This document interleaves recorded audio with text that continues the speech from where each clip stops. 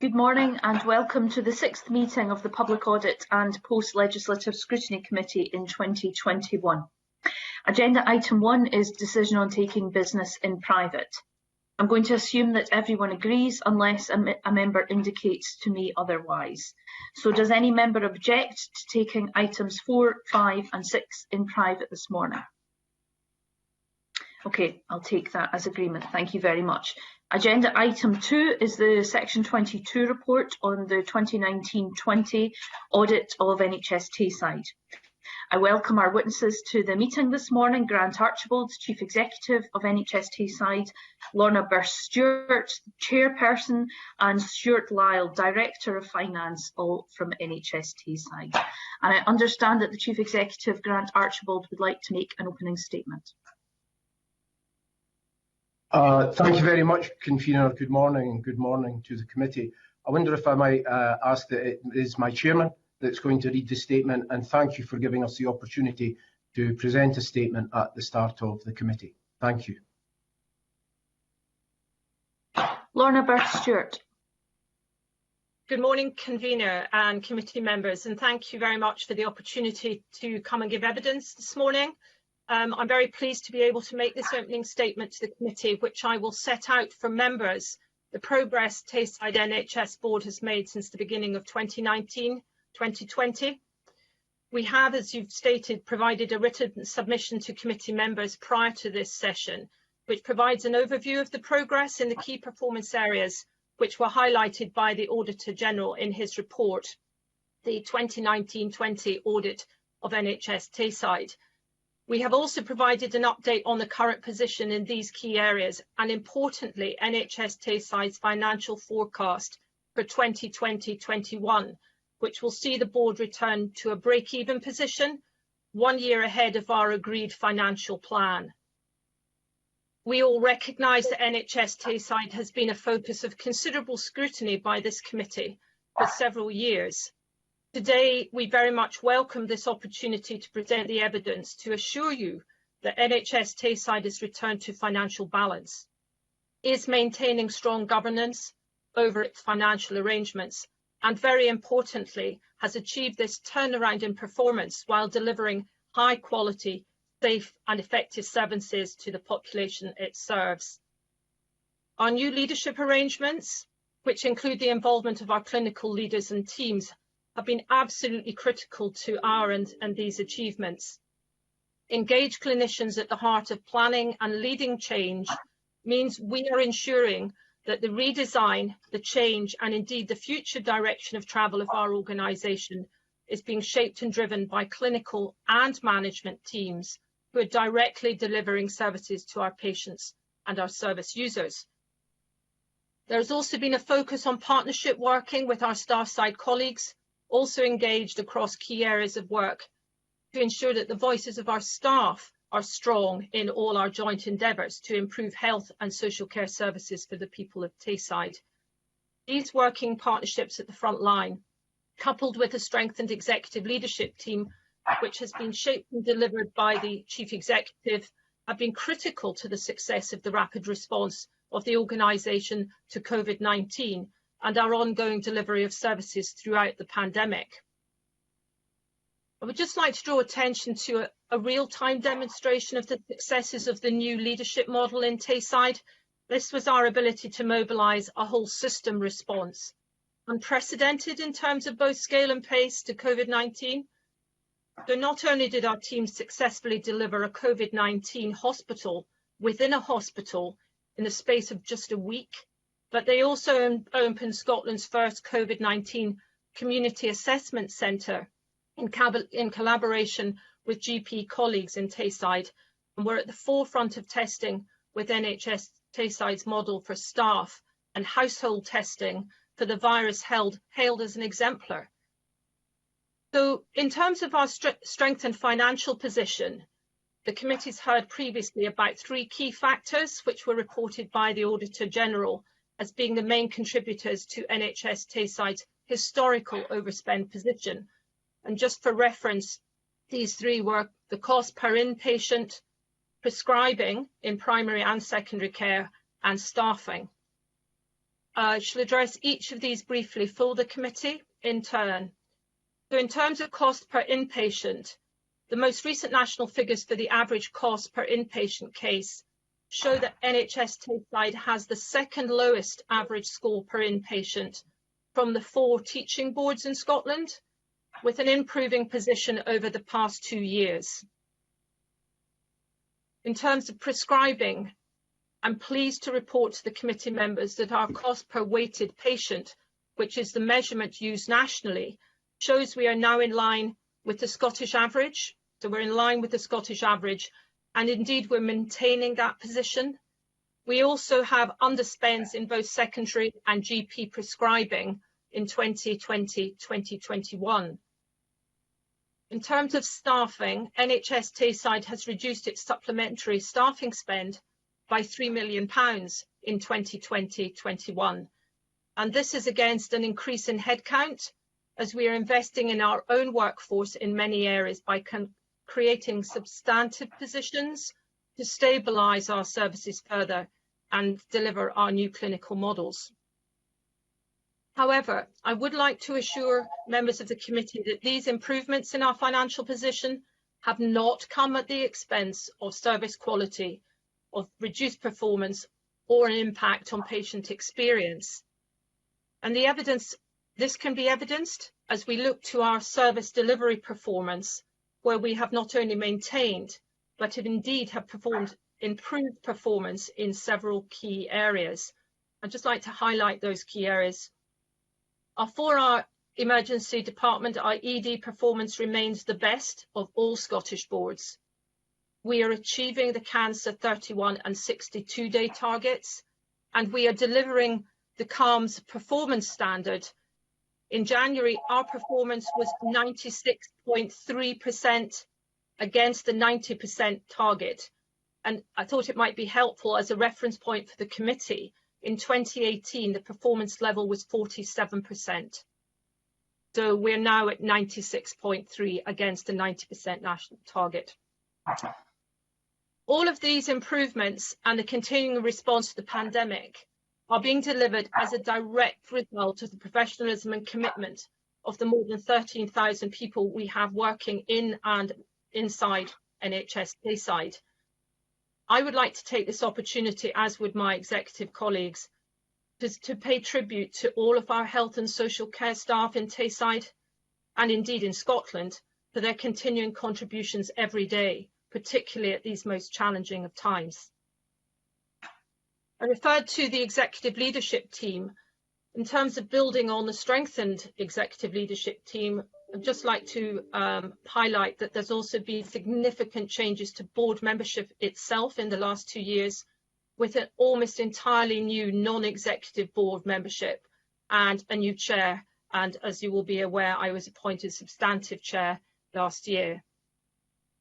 As that board leadership team, we recognise that similar to all other organisations in the country, we now require to review both our operational plans and our strategic plans as we look how to live with and indeed deliver health and social care services in the time of COVID-19.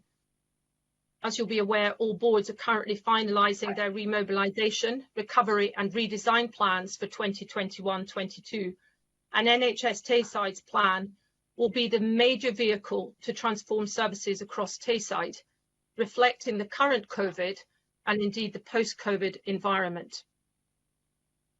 One area which remains an absolute focus in our plans going forward is mental health services.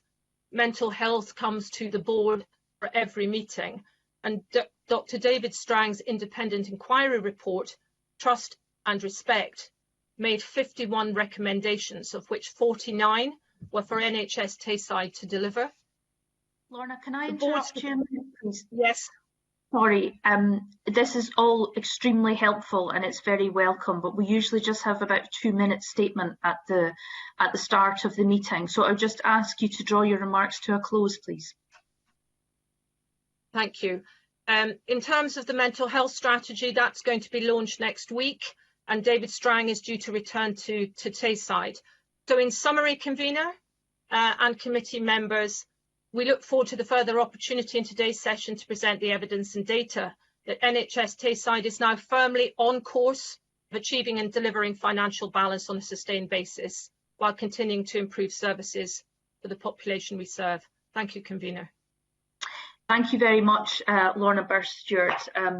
That was extremely useful summary. I think, as I said, members, I wanted to take that full statement because I think it was useful, and I know it's out with the usual parameters of this committee. But thank you very much for that full explanation, Lorna Burst-Stewart.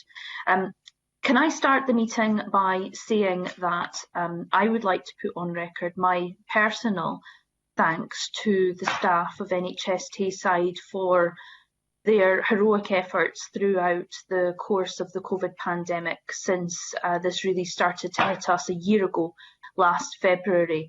It's affected all our lives immensely, and the bravery and commitment of the nurses, of the doctors, of the management, of the allied health professionals, of the porters, of all the staff who have really gone more than the extra mile to make our country safe during this time and keep our population safe. I think we are all indebted to them, and I would like to put on my personal thanks and the committee's thanks to your staff, and I hope you will pass that on to them. It really is appreciated. It is our job as this committee to scrutinise what the Auditor General lays before us.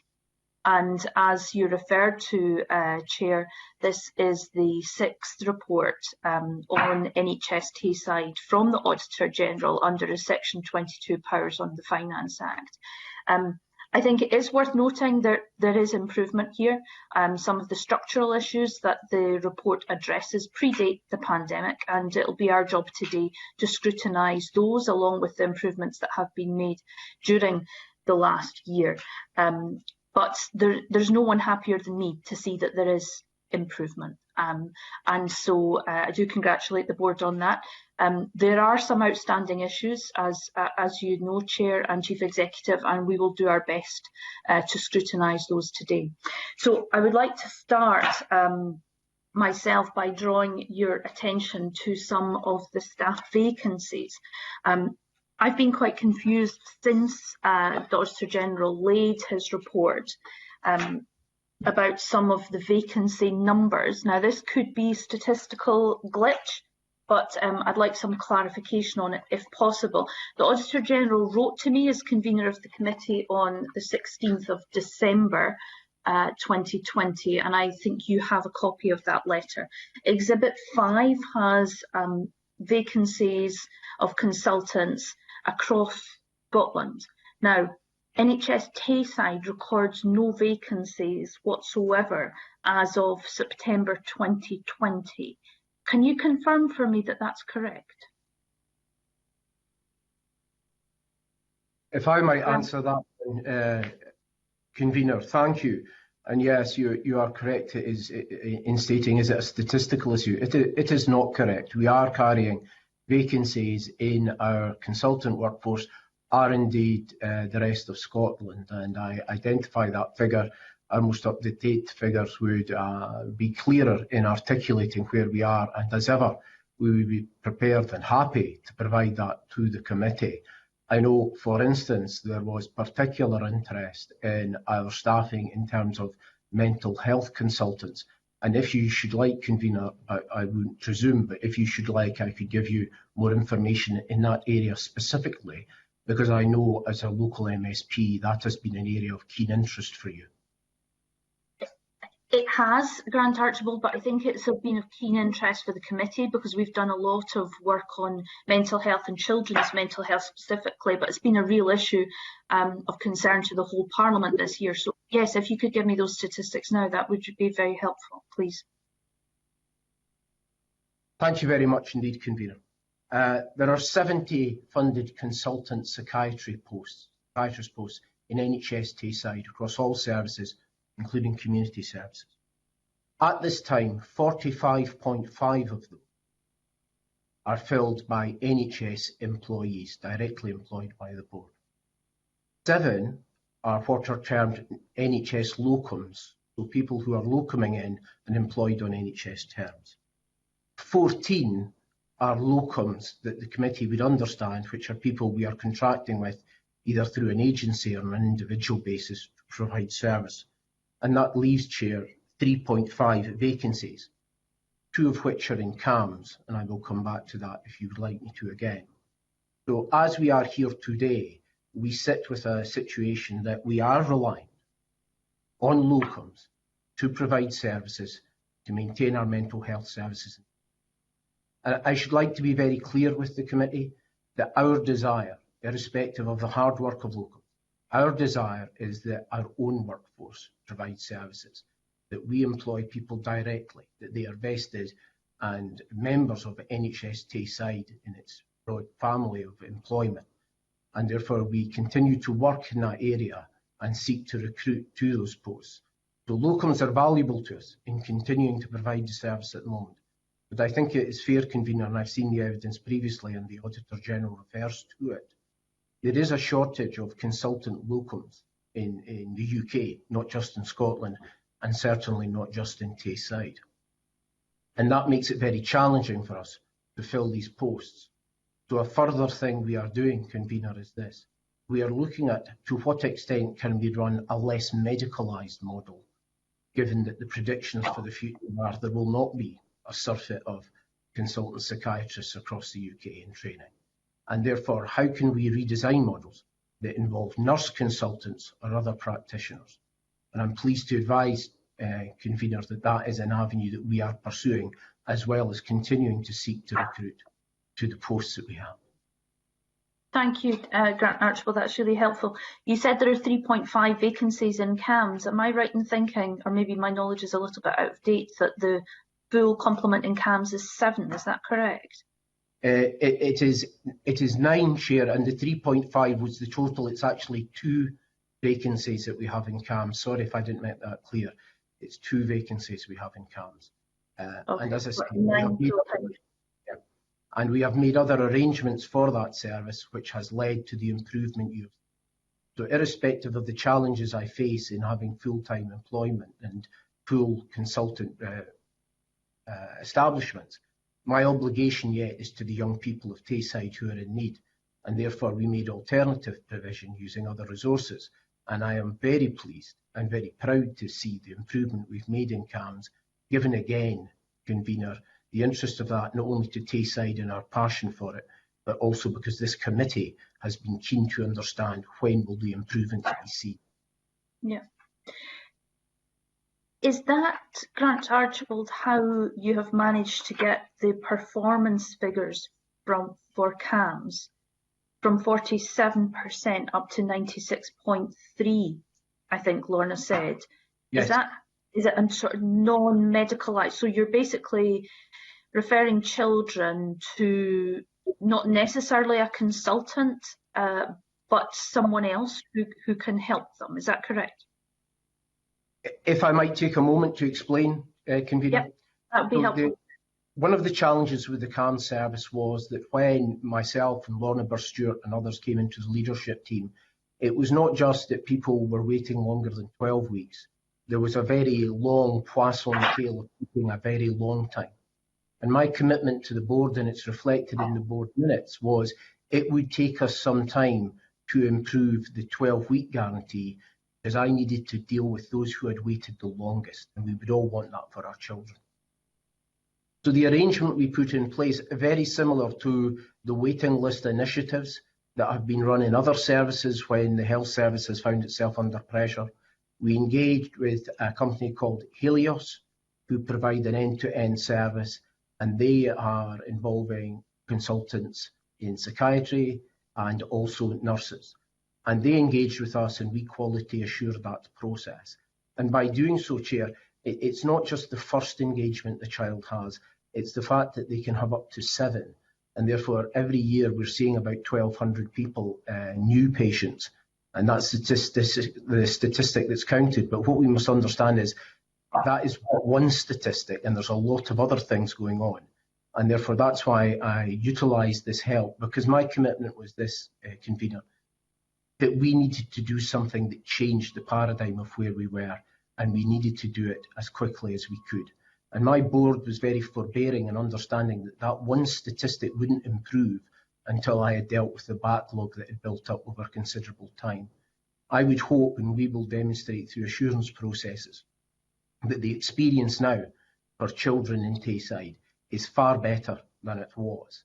And certainly in terms of those in need, those reaching out for help, either through our websites or other mechanisms, can be assured that we will get to them quickly and we will wrap services around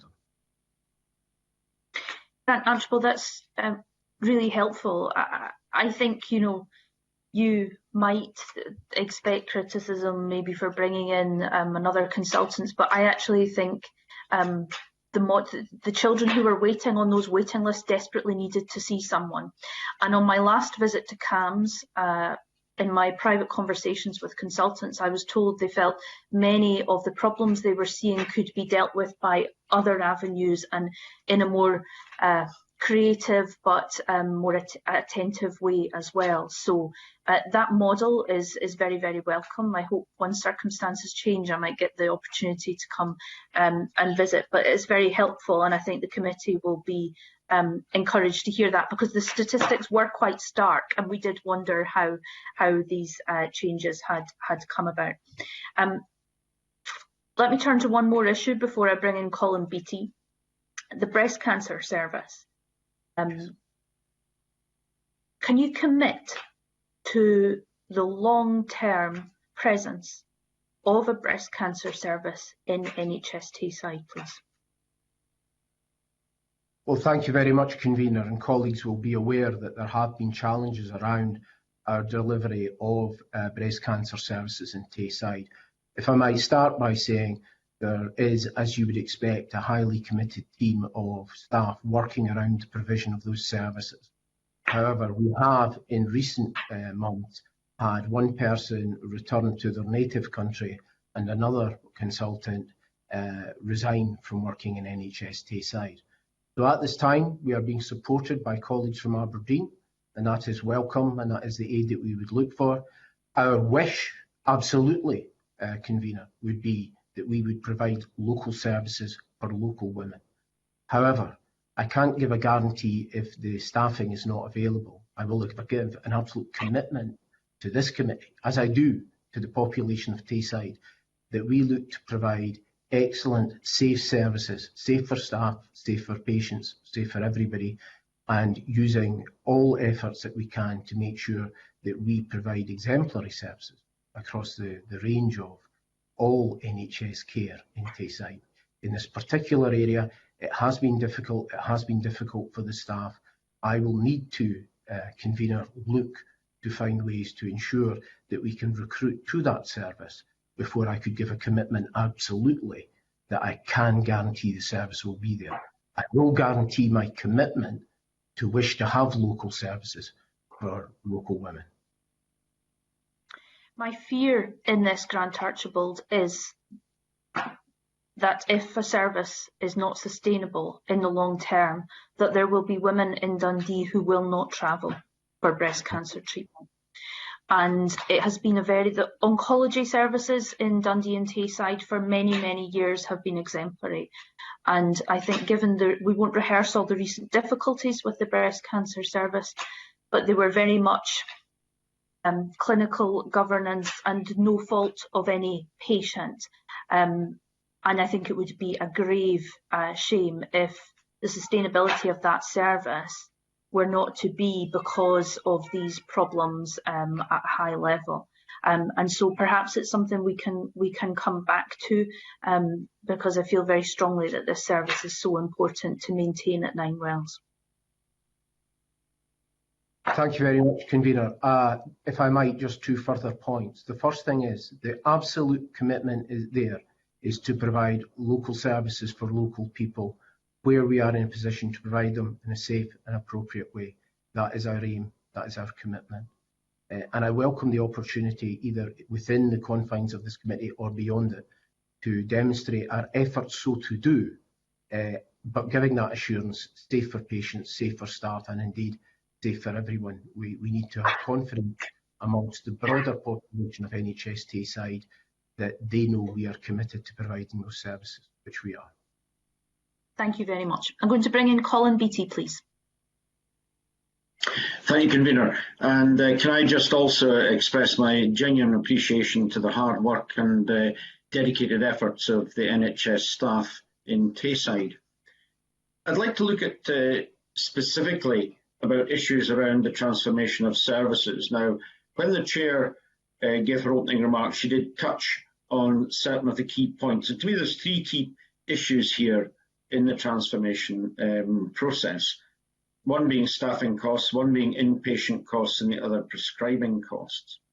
Now, this is the 6th Section 22 report, and I have sat here after each Section 22 report all 6 times, and I've listened to improvements being told that are in the pipeline or have been executed. We've been told and assured that everything's coming right financially, and something, it just didn't happen, and next minute we have another Section 22 report. Why is it going to be different this time?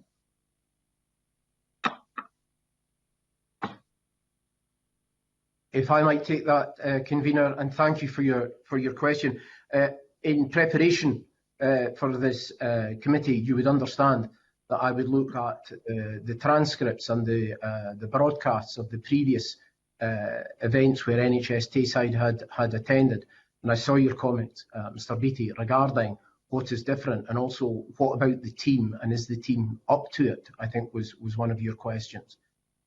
If I might say 2 or 3 things. The first thing is, you see a very different team from the one that was here before. Up until now, 13,000 people have been working incredibly hard in an incredibly committed way across NHS Tayside for all the years that you've been listening to the senior team describe what is happening. So their commitment and hard work should never be underestimated. The challenge coming in as the new Chief Executive was, how do we change effort into outcome? How do we achieve delivery rather than aspiration? How do we evidence for the people of Lochee or Pitlochry or Montrose that things are different and things are better in Tayside, and rebuild that confidence? And that's been a hard road, to be honest, Mr. Beattie. That's been difficult. But we have created a new team. I have a new medical director, a new nurse director, a new finance director, a new director of public health. You know that you have a new board. And what we have concentrated on is not to describe to you effort, so I'll stop there, but to demonstrate action. I'll bring in Stuart Lyle, if I might, at the end of my comment, to state to you, these are the facts. These are the reasons why we want you to believe that NHS Tayside, Team Tayside, is on this case and improving it. And sitting here telling you we're going to deliver a year early on financial balance, I would reflect to you is very different to when the Auditor General 2 or 3 years ago in a report said it was the most daunting challenge she had ever seen. And therefore we're keen to demonstrate to you today, through evidence, not through commentary, through evidence, that we are better. And you ask, why is it better? And it's better because we have committed not to talk about how hard we're working, because that's a given. Not to talk about how committed we are to the NHS, because that's a given. But show us it has improved. Show us we are demonstrating what the government would expect, which is value for money. Show us that we are learning, either from ourselves or from others, and show us that services are better. I am proud, Mr. Beattie, of the improvements we've had in cancer and indeed in CAM services, but I will, Convener, hand over to Mr. Lyle, who can give some very specific indicators, if that's acceptable. Stuart Lyle, please. Thank you, Convener. I'd like to start by giving the committee assurance that, and Mr. Beattie assurance in particular, that the facts that we have in terms of financial performance are what they are. So we know the 2019-20 position that you've had the report on from the Auditor General. I have a confidence that we will deliver financial balance this year. In fact, we're on course to deliver an underspend, and therefore we will balance out across the 3-year planning cycle that we operate within. So both should break even across the 3-year period right now, rather than each year in isolation. So, if you like, last year's overspend, we required £7 million of financial assistance. Last year's overspend was a planned overspend. It was part of a planned and structured approach to getting ourselves back into financial balance. And indeed, the Auditor General himself, through our annual audit report, has commented on improvements in our financial control, our financial governance, our financial reporting. So we're clear that we've got a clear set of figures that we report through our board, and we have a level of confidence around delivery on those. So we've over-delivered the past 2 years. We will break even this financial year. I'm in discussion with the Scottish Government about how we balance the position over the 3 years, so how we pay back some of the £7 million from last year. So we're in a stable position. Importantly for me, the way that we've set up our service model with the engagement we've got from a new executive team, the engagement we've got from our clinical leadership, means that this is sustainable. This isn't going to be a one-off year where we break even. This is sustainable. We've looked at service models, we've looked at pathways, we've looked at waste and variation, we've looked at efficiency, we've looked at productivity, we've looked at all the things you would expect us to look at, but in a way that is focused on quality. Because we believe as an executive team and as a clinical leadership team that if you focus on quality, the money drops out, rather than doing it the other way around.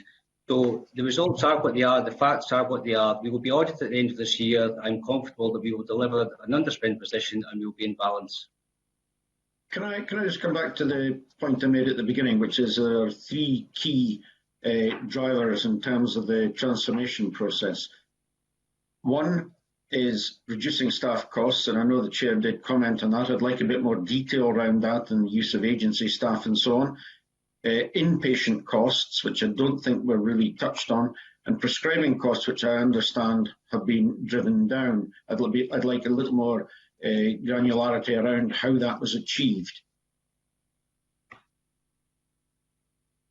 Thank you, Mr. Beattie. So, first of all, in terms of inpatient costs, in the last 2 financial years, so the data you have from the Auditor General is on 18-19. We're talking about a 1920 Section 22 report, so we've just had the 1920 figures made available to us. We are below the average for teaching hospitals in both 18-19 and 1920 in terms of our inpatient costs. You would expect us as a teaching hospital to have a slightly higher cost base because of the complexity and the range of surgery we undertake, for example.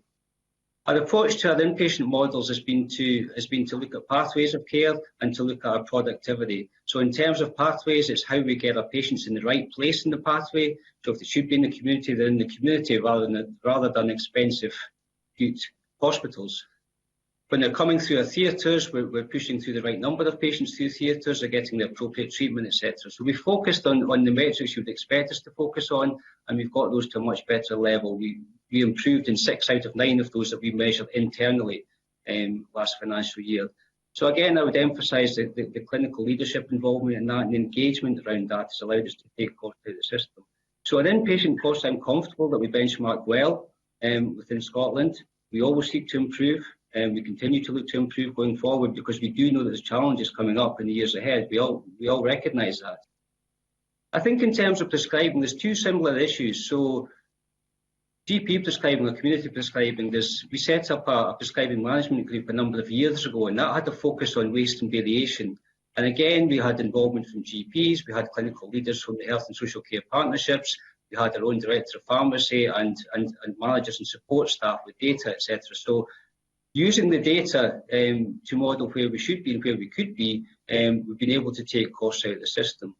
So the Chair mentioned that we're now in line with the Scottish average cost per weighted patient. If we go back a few years, we were close to 10% above the average. That is a significant change in our spend profile over that period. If I put that in financial terms, that's about £7 million worth of saving. And that's through the engagement. Can I just interrupt on one thing? Obviously, it's very interesting what you're saying, but this committee doesn't actually have any evidence on that other than what you're saying today. Is it possible for you to supply this committee with clear information on the improvements that have been made in this regard and how they've been made? Yes, we can provide you with a report. We've got a whole series of minutes from meetings over a number of years. We can pull together comprehensive reports, which we take to our Performance and Resources Committee every quarter. So we do have those summary positions that will show the steps that we've taken, and you'll be able to see the change in the variation, and you'll be able to see the fact that we're now aiming for an underspend position, or we will deliver an underspend position. Now, on the staffing costs, the Chair in her opening remarks said there'd been a £3 million saving there. That's a lot of money. Where exactly has that saving been extracted? So the saving has come predominantly through agency costs. Within nursing, what we've done is we've taken steps to recruit as best as we can, given market conditions, to stabilise our staffing models. We've done it across all staff disciplines, because from my perspective, recruitment is good. It stabilises the services and it costs less, because clearly supplementary staffing, particularly agency costs, is expensive and isn't stable for patient care and for staff experience. Did £3 million come from cutting agency staff? Wouldn't have thought so. Cutting agency staff, yes. Yes, it was directly from agency staff, £3 million. Yes. That's a big saving. It is a big saving. Do you have many vacancies at sort of consultancy level and so on that you're perhaps managing to get the staff costs down? We don't use vacancy management as a tool to get staff costs down. As I say, I would prefer that we employed staff rather than spend money on agency costs. I'm comfortable that we've got a budget which reflects the staffing we need to deliver the services we need to deliver. So I would prefer that our clinical teams were recruiting up to the level that they have within their establishments. We try not to carry vacancies where we can get people into post. And do you have many, at this moment, do you have many consultancy posts that are being held vacant?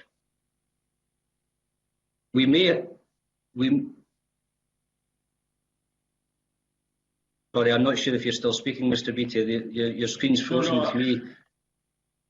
I simply asked the question, do you have many? I'm trying to ascertain whether we've got a lot of consultancy posts that are being held vacant at this moment. We have vacant consultancy posts, but we don't have consultant posts that are being held vacant deliberately. So there's a difference between the two. How many consultancy posts are vacant? I don't have a figure to hand for how many consultant posts are vacant at this moment. Perhaps you could supply, along with the other information, that information to the committee. Can I just ask, COVID-19? Can I just come in quickly before you move on to COVID-19? Sorry, on this point, this is one of the frustrations of the committee, that we don't actually have these figures on consultant vacancies. As I explored with Grant Archibald, he gave me a breakdown of CAMS. We don't have time to go through that for the whole thing, but the Auditor General's letter of the 16th of December set out this statistical glitch, saying you had no vacancies, and in your submission to the committee, you didn't set out the current position. I think that's a frustration for the committee, that we're not being given the full information here that leads to Mr. Beattie's questions. Mr. Beattie, I'll hand back to you. Just touching on COVID-19, I'd be interested in knowing how COVID-19 might have accelerated the transformation programme, if indeed it did. I'm not sure who that would be a question for. That would be a question for me. I'll ask the executive to come in. Thank you. Yeah, thank you. Just two things. To follow up on the previous question, we will supply the information and we are keen to evidence our position. In terms of COVID-19, the whole challenge is this, that we recognise the whole world has changed and we don't know how it's changed, Mr. Beattie. And every organisation, no matter if they're in health or anywhere else, is having to regroup and think, what does the service look like in the future? And that's exactly what we're doing. And that's why I said that our plans for the next year and indeed the immediate term should be about remobilisation and reflective of a COVID situation and the immediate post-COVID situation. Now that brings challenges, because Stuart had talked about efficiency, and one of the areas that we were looking to further efficiency was throughput in theatres and attendance at outpatients, etc. The traditional way of doing that is now impeded by the amount of effort one needs to put on for PPE, and it's slowing down the cleaning between theatre patients, etc. So that means that we need to be adaptive. But if I could take the other side of that as adaptive, near me or video consultations, the way we're doing this, or by telephone, we had worked for quite some time to redesign our outpatients. And then out of the force majeure of COVID, we went from, I think it was of the order of 400 near-me consultations, remote consultations in a month, to 200,000 in the year to date. Now that's transformational, and we need to understand why the population were keen to engage in that way, and is that a way to deal with rurality, because we engage with people across 3,000 square miles. So the challenge is this for us in terms of COVID. What are the lessons we are learning from COVID? What do the next 9 months to 12 months look like? Because that's the reality of where we are for ourselves, the airline industry, everyone else. And then what is our volt spring for that into a full recovery mechanism? Because if I might take your time just for one moment, Mr. Beattie, in this period, let us not forget that babies have been being born, people have been attending ED, chronic conditions such as dialysis have needed treated. And therefore the health services had to keep going in a very strong way in a whole series of services it would normally provide, and deal with COVID for now 332 days, and probably have yet another 100 days at least to go. And then in addition to that, we have the issue of recovering our elective programmes and seeing those who need hips, knees and other types of surgery. So that's the planning we are doing. We're going to be submitting our recovery plan at the end of this month to government in keeping with their timescale. Our previous recovery plan, and it should be on record at Scottish Government, was identified as exemplary because we reflected the new world, the new challenges, and how we were all going to work to deal with those. Mr. Archibald, just to close off here, I hear a lot of good things that you're telling us. We don't actually have the detailed evidence supporting that. Can you provide that so that we can review the evidence that you're giving in this regard? Because we need much more detailed evidence on this. You understand, we've had some years now where we've had a lot of promises, a lot of assertions. Show us the evidence. Mr. Beattie, we will look forward to the opportunity to do that. All we want to demonstrate is the efforts we have made and the outcomes we have gained from those efforts. As I said before, effort isn't the issue, it's what is the outcome for patients. And we will demonstrate that both in terms of value for money and in terms of services delivered. The Auditor's General Report obviously is for quite some time ago now, because it was the previous financial year. What we were trying to articulate to you, not least to your call in previous meetings about where's the evidence of it going forward, was that even in this time of COVID, we've kept going at this. And we believe we've been successful, and I will show you the evidence of that. Thank you. Back to you, Convener. Neil Bibby, please.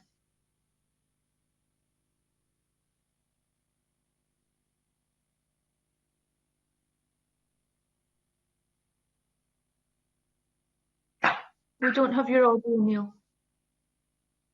Thank you, Convener. Thank you, Convener. Good morning, panel.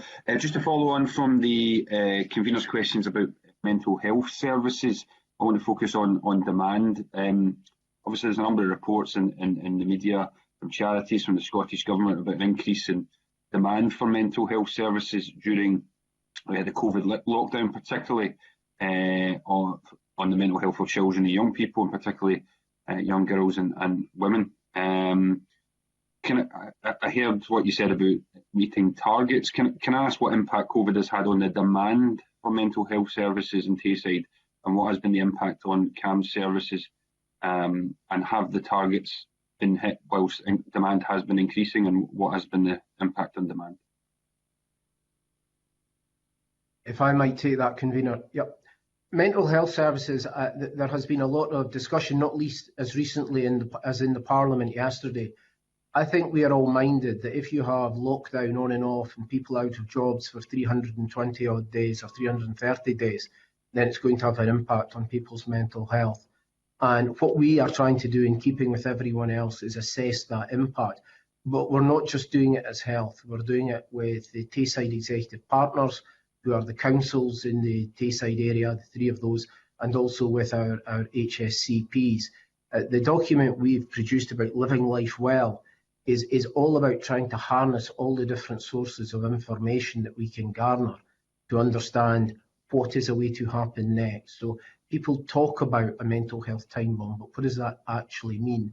And so I'm really keen that we understand for the population of Tayside, where is their need, where is their new need, where might there be unmet need? People living alone, people who haven't seen families, people like myself who have lost relatives during this period and not been able to go to funerals, what has that done to people's mental health? In terms of the specific question regarding demand has been higher than normal, but I think our concern is there is unrecognised need out there, or at least unquantified need out there, and we will take guidance from government and others, not least off the back of the announcement yesterday, about how do we reach out to these people. We certainly, through our websites, through our engagements, our constant video postings, have made it very clear NHS Tayside is open to help you, whatever your condition. And I think it's really important that when we talk about the challenges that mental health will present as a result of COVID, we'll need to get some pretty good indicators for that. Because my sense, my colleagues' sense, is this will be a significant challenge for us. And I think that was reflected yesterday by the debate in the Parliament. Thanks for that answer. I mean, clearly it is a significant challenge across the country, and it's also been a significant challenge in Tayside, and it's encouraging to hear that there's been improvements made. Can I ask you, what additional resources have you allocated to mental health services to allow them to cope with this increased demand, and what impact does it have, in terms of meeting your targeted savings in the medium term? Do you anticipate having to spend significant additional resources on mental health services over the coming year to keep pace with that demand? And what impact will that have on other areas that have been mentioned today as potentially areas that you might need to make savings in? If I might take that in 3 sections, Mr. Bibby. The first thing is, what are we doing with the demand that we have? And I've talked at quite length about CAMHS and the fact that we put additional resource in there very specifically to drive a very better outcome, and we're pleased about that.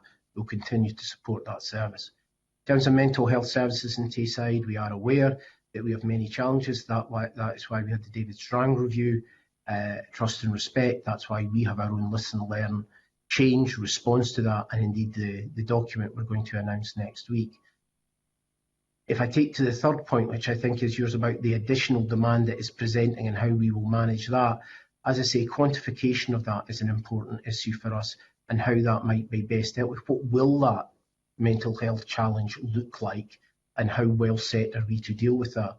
And we welcome the announcement by the Minister yesterday that there is going to be specific and additional resource allocated to this. I hope we have not overplayed the challenge of COVID in trying to represent to you what else we've been trying to do in run our services. But I think we all need to be very mindful that it has had a huge impact, and we are yet understanding what the future impact of that will be. Support from government will be essential, and we do seek not only to think of it in our own terms, but learning from our neighbouring boards about what is happening. Final point, if I might, Convener, the role of public health in all this is going to be incredibly important going forward. Thanks for that. You mentioned there the Strang report, and obviously the Strang report raised a number of serious concerns about disclosure of information, about communication with bereaved families, and a lack of confidence in the complaints handling process. Now, you mentioned obviously the Listen, Learn and Change in the document you mentioned there. Can I ask what you've done to engage with families to restore their confidence in local services? And how have you specifically done that during lockdown, given the complexities there are with engaging with people during a global pandemic? Okay, so let us be clear.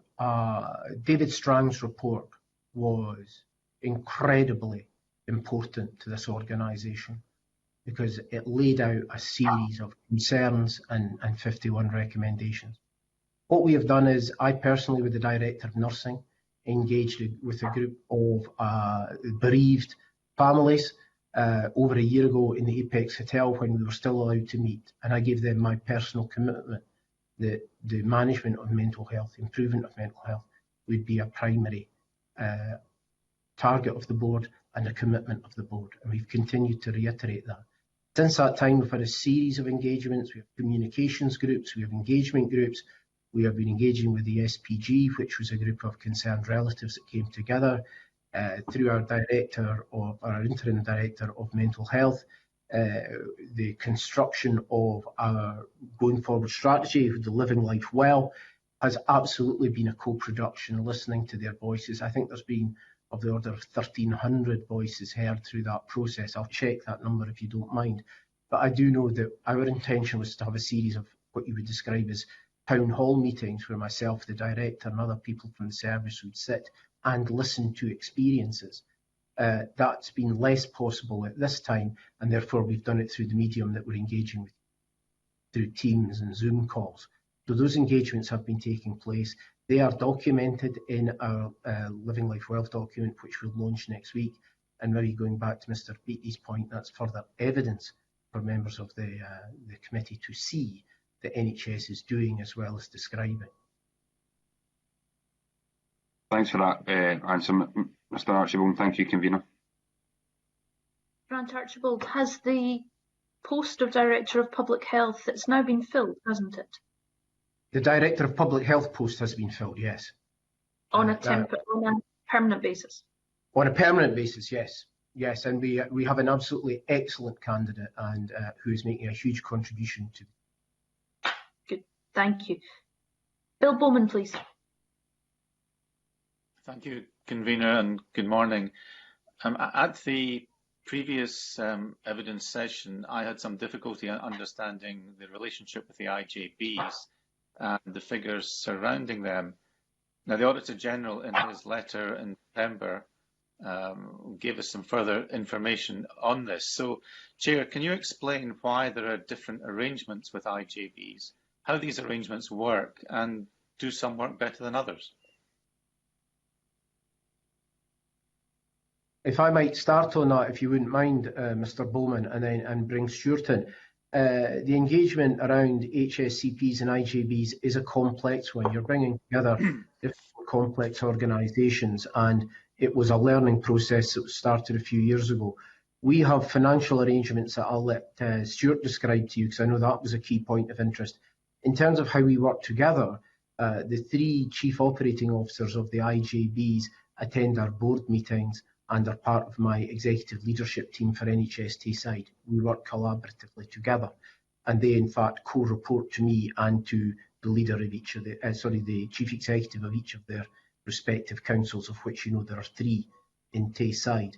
We also have the IJBs themselves, on which there are members from the Health Board as well as from the council to advise and take forward the strategies in those areas. In terms of the risk sharing and funding arrangements, you are right, they are different between the different organisations, and that was the way they were originally established in the sense of establishment. And if I've dealt with your first part and you're content, I would pass on to Mr. Lyle to give you comments about the funding. Okay, for the moment, thanks. Thank you. So, Mr. Bowman, in terms of the funding, what we have is that the IJBs have a range of services delegated to them from both the Health Board and from the council, and with that comes resources and budget. So funding is devolved down to IJB level, and spend is monitored against that as we go through the year, as you would expect. What happened in the case of Dundee, and in particular in Perth to an extent, was that at the end of the year they had a level of overspend. So Dundee was underspending on the budgets that were traditionally devolved in relation to health, but was overspending on the budgets devolved in relation to social care. Now, that matters to an extent, the split between them in terms of reporting, but from an IJB perspective, they will look at that as one resource. So they wouldn't tend to separate the two out between health and social care. They've got one resource to smooth that out across their service profile. But what we have in terms of, we have an integration scheme with each of the three health and social care partnerships in Tayside.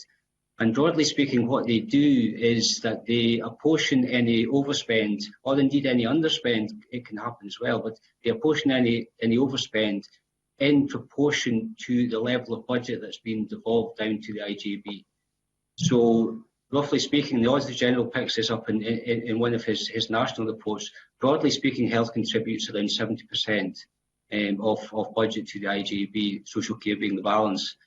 So in terms of Dundee, the overspend that they had last financial year was split 2/3 and 1/3 between ourselves, 2/3, and the council at 1/3. The situation with Perth, they have a slightly different integration scheme. It's just a play on words whereby the NHS picks up any health overspend and the council picks up any social care overspend. So that's the nature of the integration scheme, as the Chief Executive said, that was set out back in 2016 in the establishment of IJBs. Okay, thank you for that.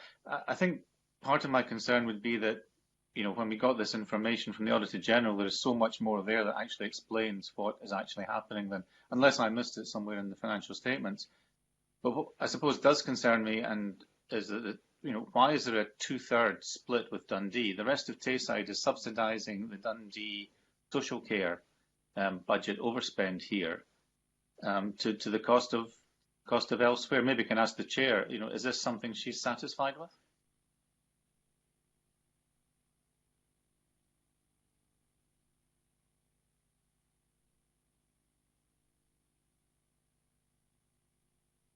My apologies, remained on mute. Clearly, the schemes of delegation in the 3 integration schemes is different, and as the Director of Finance outlined, that's due to the way that they were formed in 2016. And clearly, there are differences across the 3 integration joint boards.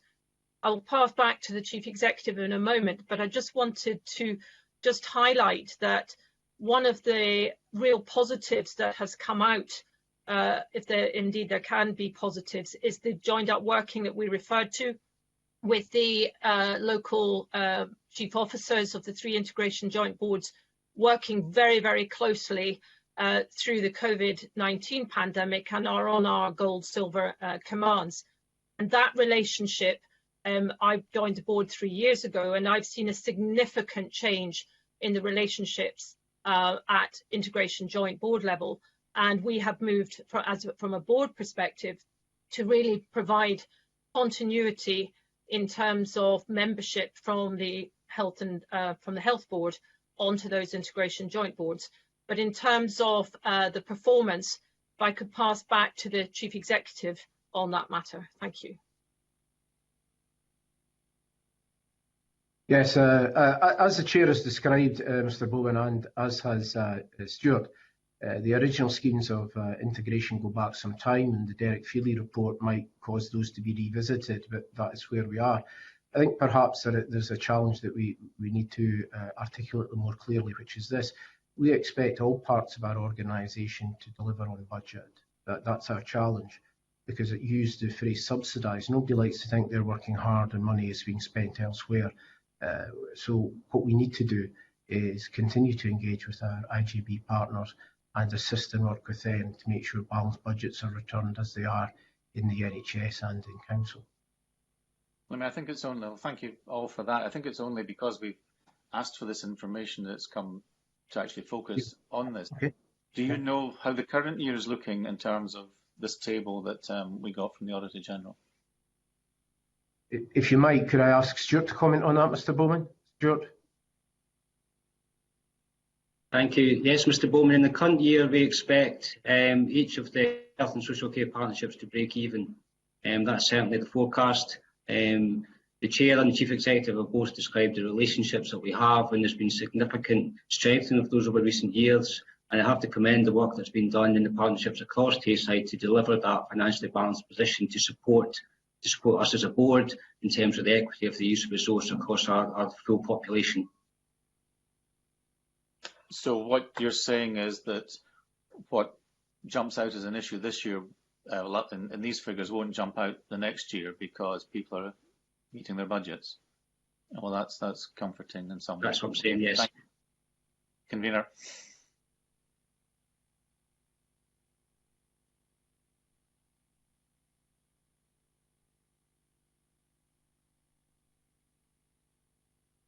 Graham Simpson, please. Thanks, Convener. I just couldn't hear you there. You're on mute. Well, thanks very much. I just want to explore the section of the Auditor General's report on financial sustainability, if I may. And there's a paragraph there where he says that in 2019-20 there were recurring savings of £14.3 million. That was 40% of the funding gap.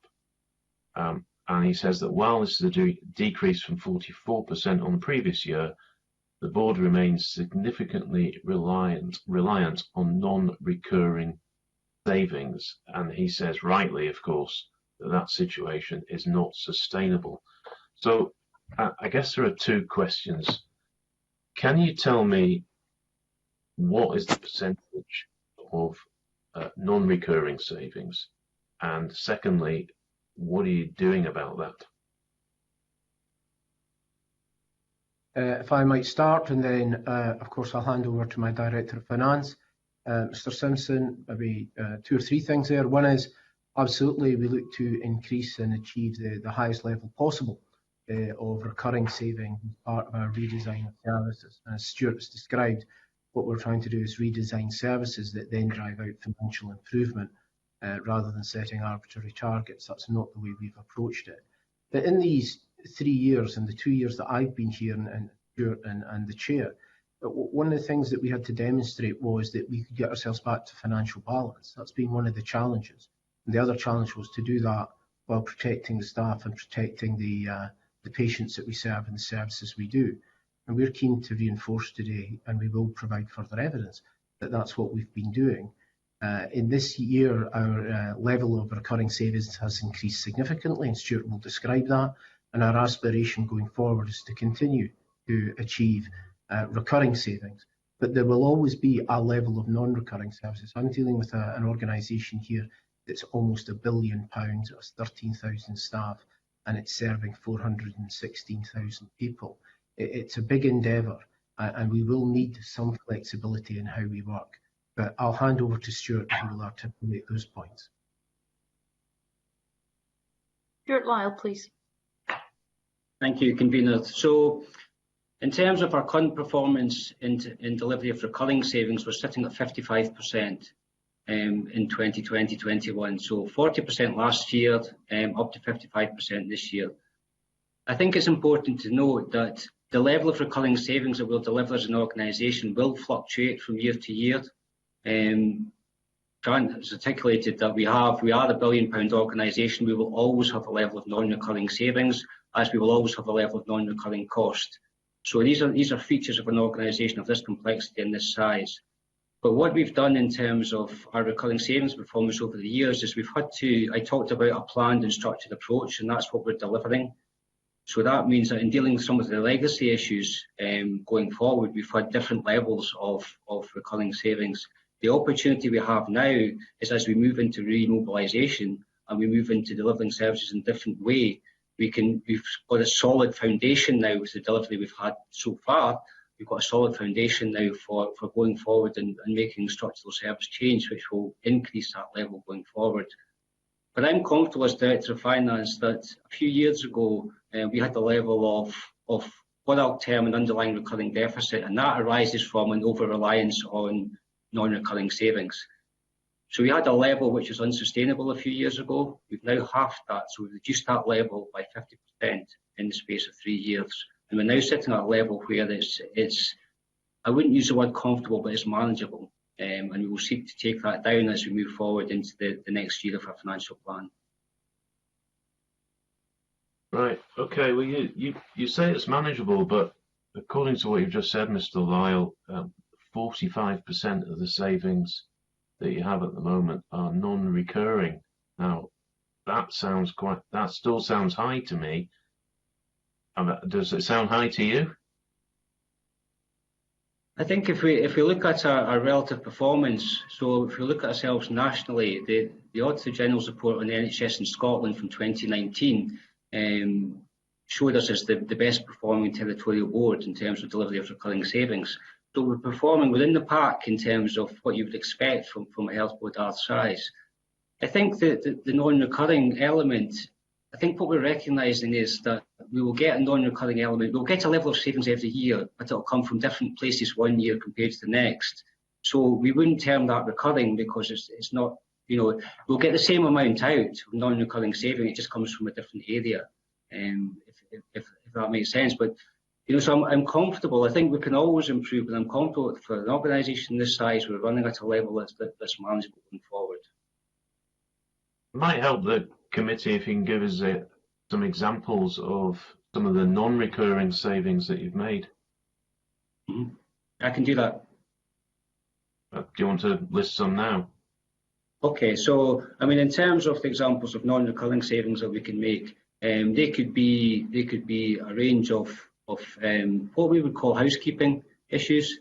So we talked about productivity, we talked about efficiency. That can be recurring in terms of delivery. But a lot of the housekeeping issues we do are non-recurring in nature because they come from a different area each year.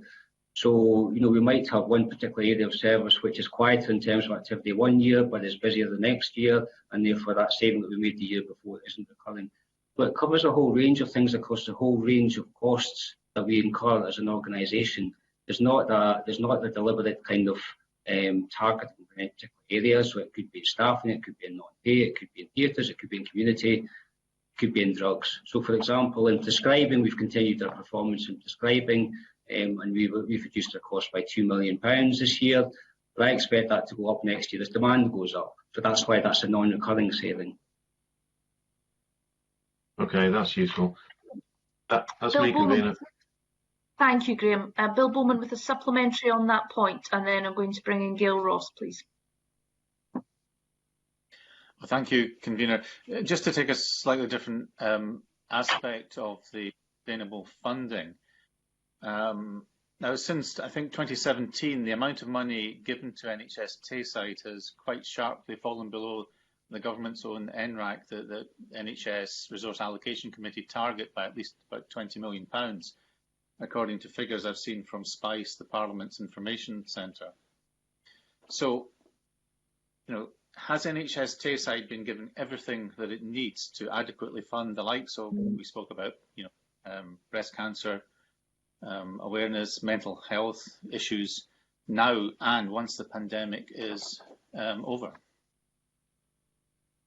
If I might start with that, convener, and again, Stuart will obviously want to offer a comment.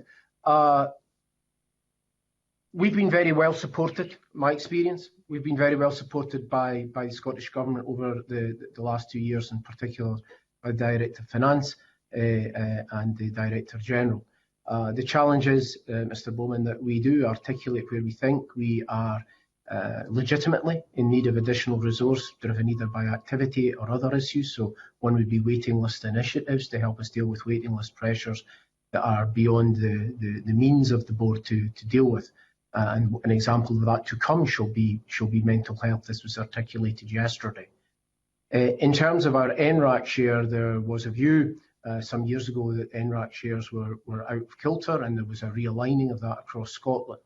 What we are keen to do in all our engagements with government is demonstrate that we are managing the resources that we get, and that when we make a claim for any additional resource, it is legitimately evidenced on the basis of genuine need that is beyond the current budget envelope of the board.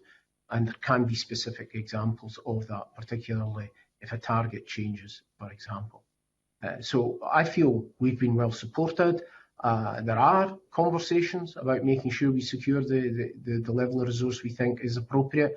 But in the same way as this committee, we need to evidence our work, and when we have done that, I've felt supported. But I'll hand over to Stuart again, if you don't mind. Just before you do, yeah. I could just say then, if you got what you might call your, let's call it, fair share, would you then not have to go and be asking for more and more and more? You would have the resources to do what you want to do. Well, I think the issue is this is, as we've described, a very complex environment, and things change, targets change, or demand changes materially, and therefore in every year there's a negotiation around budget, and that's entirely appropriate, and that's a process I think we do need to be in, and on that basis we are given an allocation, we are expected to live within it, and that's one of the reasons we're in front of you today, to demonstrate where we are with that. We've come on, as Mr. Beattie referenced, a long journey of 6 or 7 years. We're getting ourselves back to the point of financial balance. And the challenge then is to continue to engage with government colleagues to make sure that the Tayside approbation of resource is commensurate with us being a teaching environment and also with the needs of our population. Okay, we're running a little bit short of time, so Bill Bowman, if you're satisfied that we might receive that information by post or by letter, I'm going to move to Gail Ross, please. Thank you, Convener. Good morning, panel. Thank you for coming along. I have two questions. The first one would be to Lorna Burge-Stewart, please. When the committee reported on 16-17 and 17-18 audits of NHS Tayside, it indicated that it was essential that new board members had the requisite skills and diversity so that they felt suitably equipped to challenge and scrutinise the senior management team. So do you feel that your board has the requisite skills? And to Grant Archibald and also Stuart Lyle, if he wants to come in as well, do you feel that they are sufficiently holding you to account?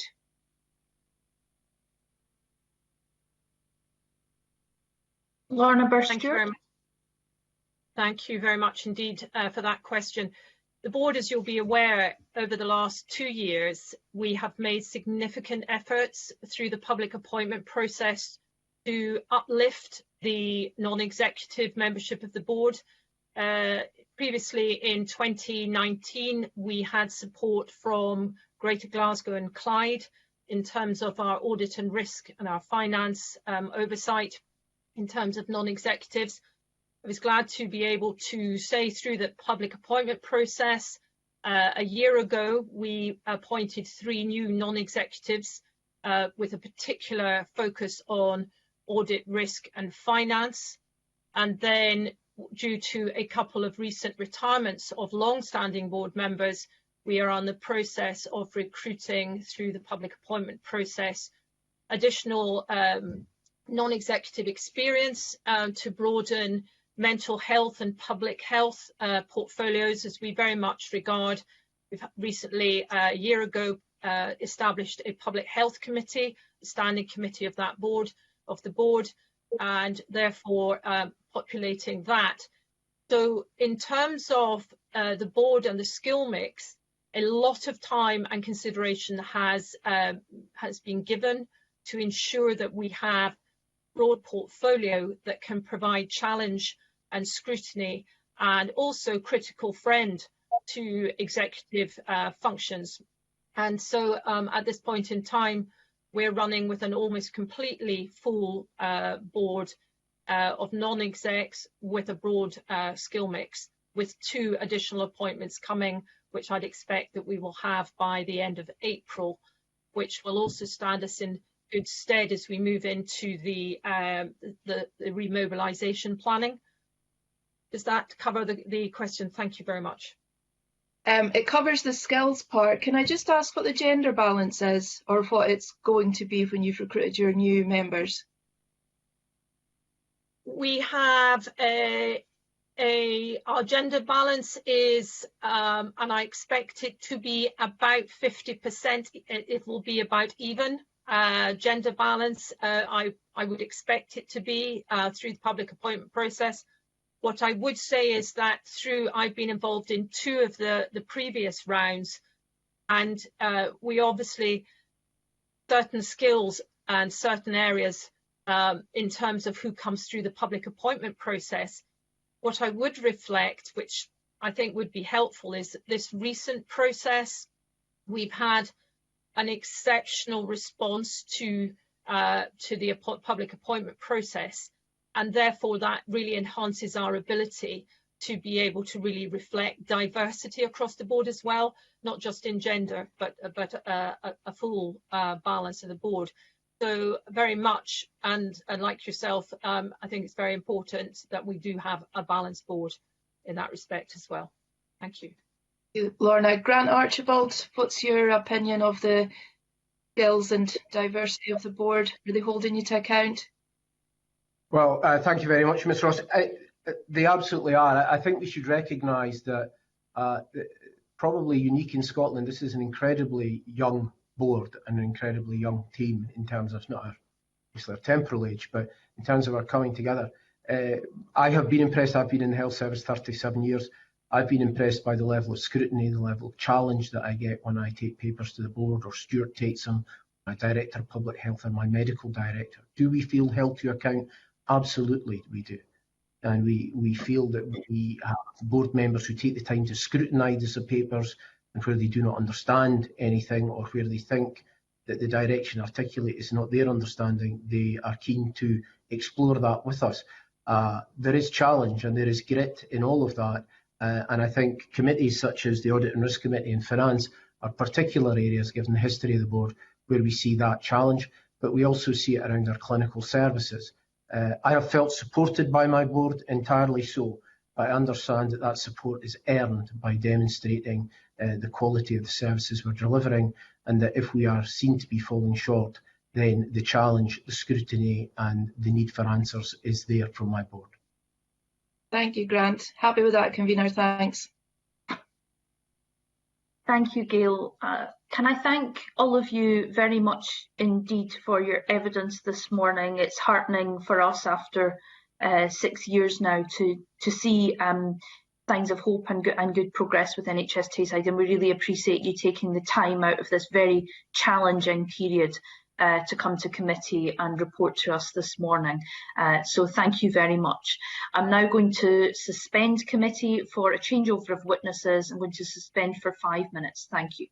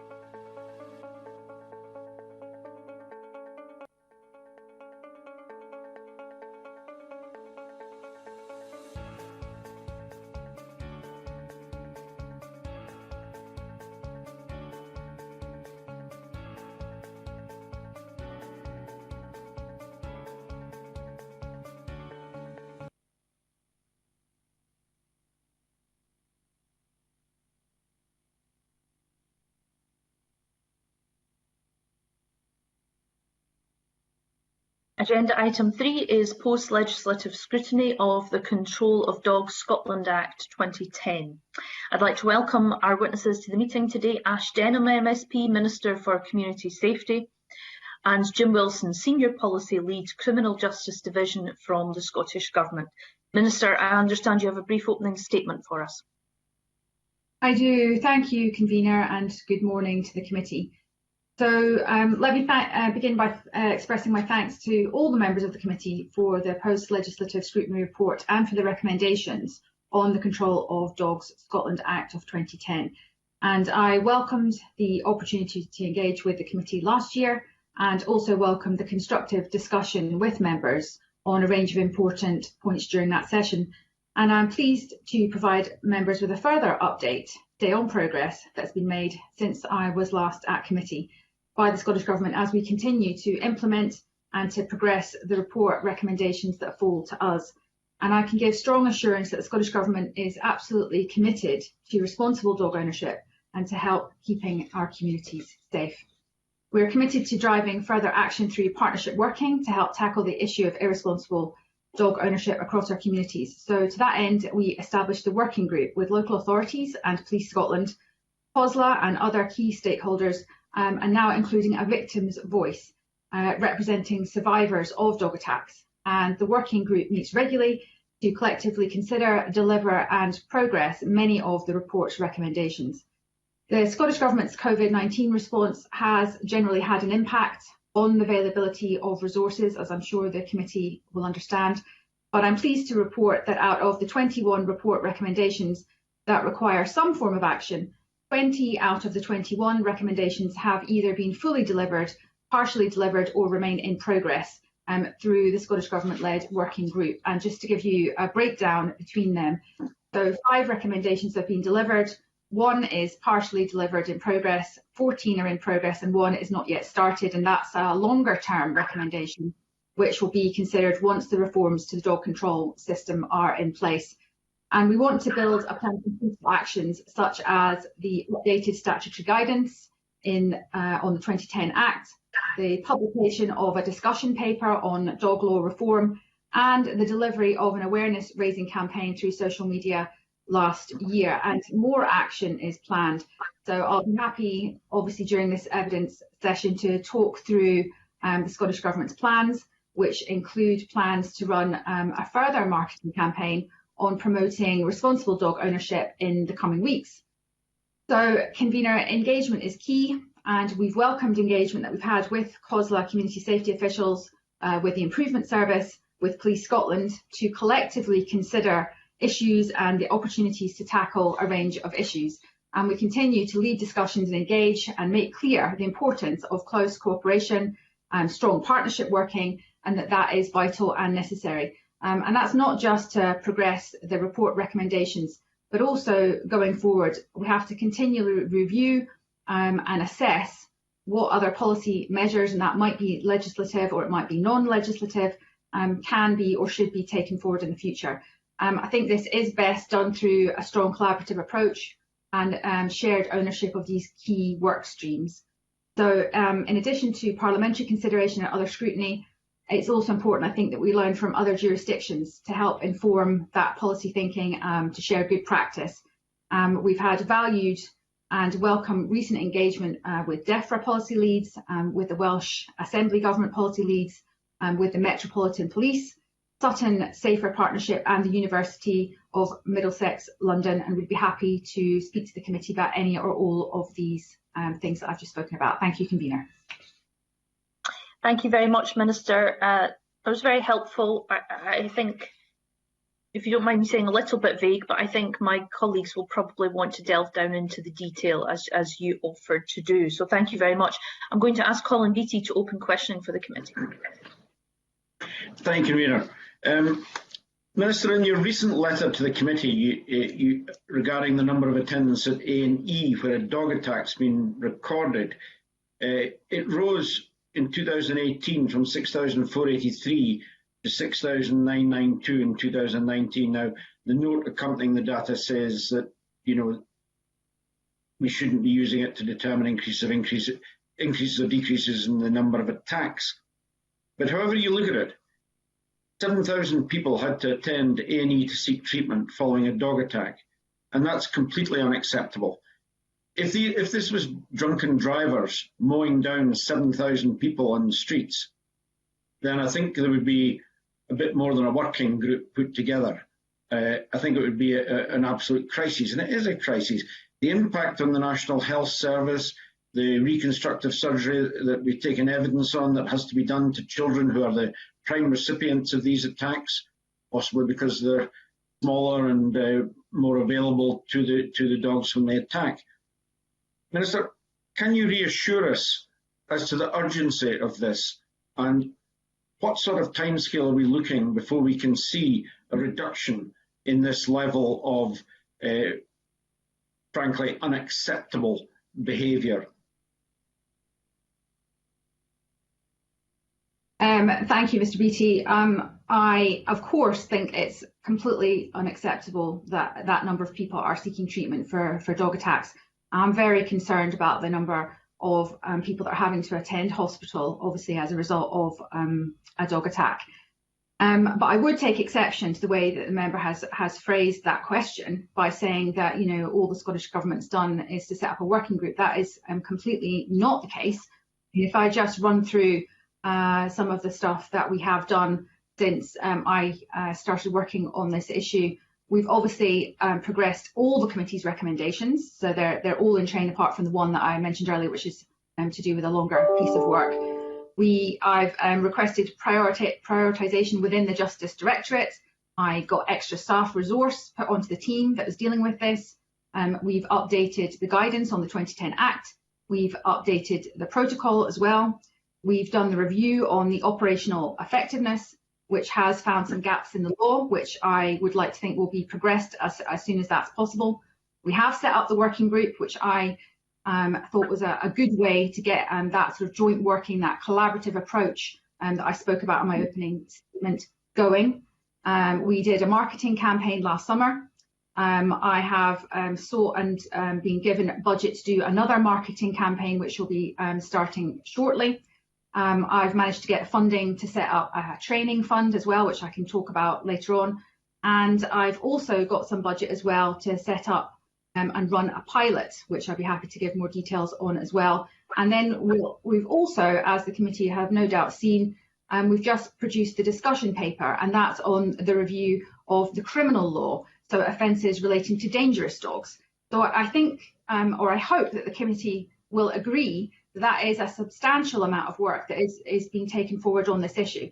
But I do agree with the member that I think there is more to be done, and I think we will all be very pleased when we can start to see the numbers presenting it only starting to decrease. So once we have that data, I thought the best thing to do with the data that we've been given by Public Health Scotland was actually to try and use it for enforcement purposes. So I asked my officials to give that data to the enforcement agencies, so that's obviously Police Scotland in this case, and the local authorities. And because we now have that data that's broken down by health board area, I think it gives some kind of like a hotspot, you know, like a map of hotspots across the country, if you like. And if that information can be taken by the enforcement agencies, then I think what would be very good is if resources could then be targeted and deployed in those areas in an effort to obviously reduce those numbers of dog attacks down in those communities. Now, operational matters, obviously, you know, that's for the independent local authorities, it's for Police Scotland, and, you know, it wouldn't be appropriate for me to interfere in that, but I do take it very seriously, and I think it is for the Scottish Government, obviously, to help to facilitate that enforcement as much as possible. And obviously we're using the working group as one of the ways that we're trying to take that forward. I mentioned the discussion paper a few moments ago, so we're obviously looking at the legislative framework on this, which I think is right to do. So we obviously identified some gaps in the law, and that was to do with enforcement under the review that we took forward earlier. We're now looking at review of the offences, and that's in the Dangerous Dogs Act of 1991. So the offence in that's the criminal offence of the dog being dangerously out of control, and we're seeking people's views on whether that is appropriate or whether that should be changed. So I would hope that you know, as many people as possible will respond to that, and that will obviously help to shape decisions as well into the next Parliament about how we would take forward the legislative changes that obviously we've spoken about, you know, in committee over the last few times that I've appeared in front of the committee. One of the concerns has been the lack of reliable data. Are we now getting reliable data from NHS boards on dog attacks? I know that, for example, one of my local medical centres is getting 3 or 4 dog attacks a week, but they're not recorded anyplace. So we're only seeing perhaps a figure that's coming through the NHS board, not from the doctors themselves. Doctor surgeries, how do we bring all that together so we understand the scale of the problem, which anecdotally is really very large indeed? Yes, I think that is a key point. It's really important that we have, you know, accurate and consistent data to inform, you know, policy choices. So I'm concerned about that. I have concerns about the data that it's being, you know, how it's being produced and whether it's consistent. So I can advise the committee that my officials have, you know, pursued these data issues with Public Health Scotland, but they've indicated to us that this is more of, you know, a general issue of recording of diagnosis and injury in A&E. So in other words, what they're saying to us that there's a lack of suitably robust data, you know, in respect of dog injuries, but that's part of wider issues in this area in terms of data and, you know, when people are presenting at A&E. So it's my understanding that Public Health Scotland are looking at this. They want NHS boards to use, all of them to use the same issues for recording, but there is quite a bit of detail on this. So I'll bring in Jim, and he can speak to the committee a little bit more about the data and the recording of the data at A&E. Bring in Jim. Jim Wilson, please. Thank you very much, Convener. If I could just very quickly flip back to the first question just around the dog attack data. I just wanted to just pick up on the point that the Minister had helpfully made during her opening remarks around engagement. And the Minister mentioned engagement with DEFRA and the Welsh Assembly Government officials, which did make me think about the opportunities to actually look at some cross-nation policy discussions to actually explore policy approaches in other jurisdictions with an opportunity for sharing good practice. Because ultimately, you know, the issue around dog bites, admissions to A&E, etc., is a global problem. So it is important to learn from others, and it's, I think, the opportunity to actually look at measures that could actually reduce the number of dog attacks and hospital admissions. We need to look at that issue through a broad lens, and just given the commitment around ongoing engagement with DEFRA, I do know that they had commissioned the University of Middlesex London to undertake a research piece of work into the Dangerous Dogs Act legislation. It's my understanding that that report, which is currently subject to peer review, should be published in the coming weeks. And I would certainly be more than happy to ensure that a copy of that report is shared with the committee once I have the permission to do so.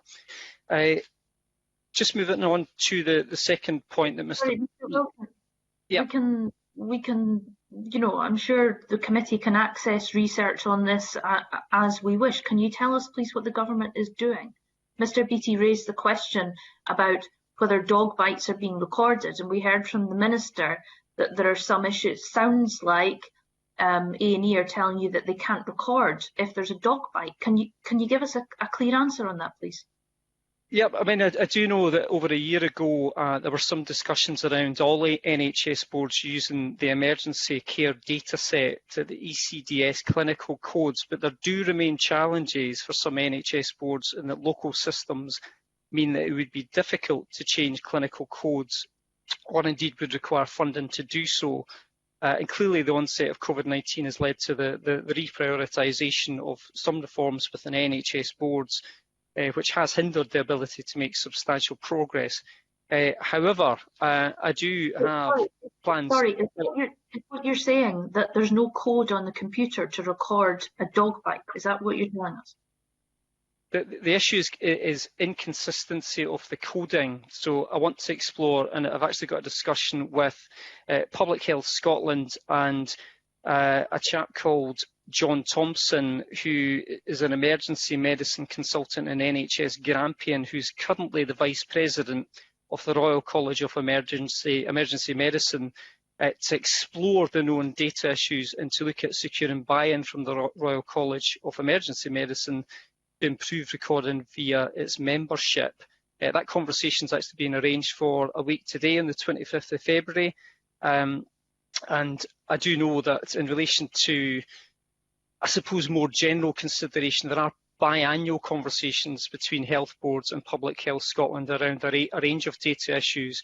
But I do share the members' concern around the data inconsistencies. We are determined to work with Public Health Scotland and health boards to address those issues. I think it's very, very important that we have a reliable and strong baseline figure that gives us confidence to actually understand what the scale of the problem is in relation to dog data that is currently provided, but it could be without doubt strengthened in terms of what's made available. That's I think it's quite clear. Colin Beattie. I think it's quite clear in terms of what you're telling me here, that the high probability is these dog attacks are being underreported, since there are health boards that are not able to extract the statistics, so these must be fairly limited. That would indicate that the problem is even bigger. And I have first-hand experience of this. I have constituents that have suffered life-changing injuries as a result of dog attacks, and these are going on all the time. This is a matter of real urgency. This is not something, to have a biannual conference on or discussion on. These are our citizens being attacked almost daily. Something has to be done. We need to protect our citizens. We need to ensure that responsible dog owners are still able to enjoy their companions. But we need to crack down very heavily on out-of-control dog owners that are not responsible. And that is a very simple question I would ask. What sort of timescale are we looking at to stop this level of injury, this level of attack on our citizens? When are we going to see real action? Ash Denham. Well, I am taking real action. I've just laid out all the actions that the government is taking, and we are continuing to take, because we are taking this issue extremely seriously. And I would agree with the member completely. We do not want to see out-of-control dogs attacking people and them having to report to A&E or their doctor, surgeons, etc. for treatment. We don't want to see that, which is why we're taking forward work streams in all these areas to try to get this under control. I would say about the data, we do have concerns about the data. Obviously, Jim's explained a little bit around that. It's not totally within our control, obviously, as the committee will understand. I think there possibly is some underreporting, but I would also say there's possibly some double counting in there as well, as we know that people can be counted more than once. So I would certainly say that we do have concerns about the data. Just a final point. Can you answer that question? Colin Beattie asked for a timescale. Can you answer that specifically? Do you have a target to reduce by 50% by X date, or do you not have such a target? I don't have a target like that at the moment, no. But we are obviously working on this as fast as we can in government. We've got a number of work streams that we are progressing at the moment. I'm very keen to see this reduction. And we are, of course, working with the enforcement agencies that are, of course, at the front line of this and are the ones that are going to be able to make the difference in this area. No, we would expect that. Colin Beattie. One final point I would make is we're talking about dog attacks on human beings, but there's also very much unrecorded the volume of dog attacks on other dogs. And again, I have first-hand experience with my constituents where small family dogs have been attacked by out-of-control larger dogs and literally ripped apart. Now, there is no statistics that are covering that, but these are really, really traumatic experiences for responsible dog owners whose pets, whose companions are attacked and savaged by out-of-control dogs, and that perhaps should be considered along with the attacks on human beings.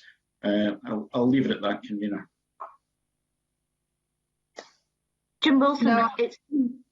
Jim Wilson, it's been months now since the committee published its report, and the data issue was one of our key recommendations. Why is it that this meeting with the doctor in Grampian is only being arranged now? Thank you for the follow-up question, Convener. Just to provide a bit of context around the point that the Minister made earlier around the impact of COVID on resources. I mean, I actually head up the... Sorry, do you want to come back? We know COVID's been difficult, but I think the dog report came out pre-COVID. Could you just answer the specific question, please? Why has it taken till now to organise this meeting? Just to put this in a nutshell, Convener, there are a range of COVID matters that I currently deal with. So I have policy responsibility for dogs, but I also head up a Justice COVID hub, which I've been doing so since the 18th of March last year. I recognise that there is an urgency around the need to have reassurance around the data, and just I appreciate Mr Beattie's point around the dangers of under-recording. So if you think about cases where you might have a dog incident, there's been a dog bite laceration, but how is that actually been recorded by NHS boards? Does it simply go in the system as a laceration, or does it go down as a dog bite laceration? So these are key issues that need to be explored with Public Health Scotland, and also the health named contact that I just mentioned earlier, John Thompson. Yeah, I would have liked to have moved faster in order to address the data point, but I can give the committee the reassurance that we are looking to engage with public health officials. The letter that the Minister sent to the committee on the 23rd of December, of course, we did have some conversations with Public Health Scotland at that point, raised some concerns about the data inconsistencies and asked for what steps would be taken around an improvement plan to kind of address the data concerns. But of course, health boards were quite quick to point out the resource and pressures that were down to COVID. So I think that is a relevant point, but I am on the case, and I will look to look forward to the engagement a week today. Okay. I mean, our committee report was published in July 2019. The response to the pandemic didn't start till March last year. What was that, 6-7 months? Graham Simpson, please. Thank you, Convener. I share your frustration here. I can't believe what I'm hearing here.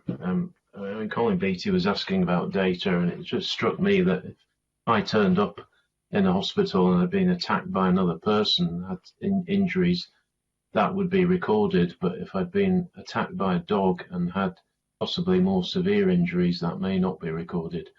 I just think that's extraordinary. I just want to explore another area, and it's also around data, and it relates to the engagement by councils in undertaking their duties. Because enforcement, Minister, it's only going to work if councils signed up to it, but the levels of engagement that we've had are pretty low. 19 councils responded to your own consultation, 22 to our request for information, and 15 to the Society of Chief Officers of Environmental Health in Scotland on local authority spending on dog control. And if I can refer to that particular paper, some councils, South Lanarkshire, which is where I live, said we don't record this information, and they weren't the only ones. So if we don't know if councils don't record information, how on earth are we meant to know how effective this legislation is?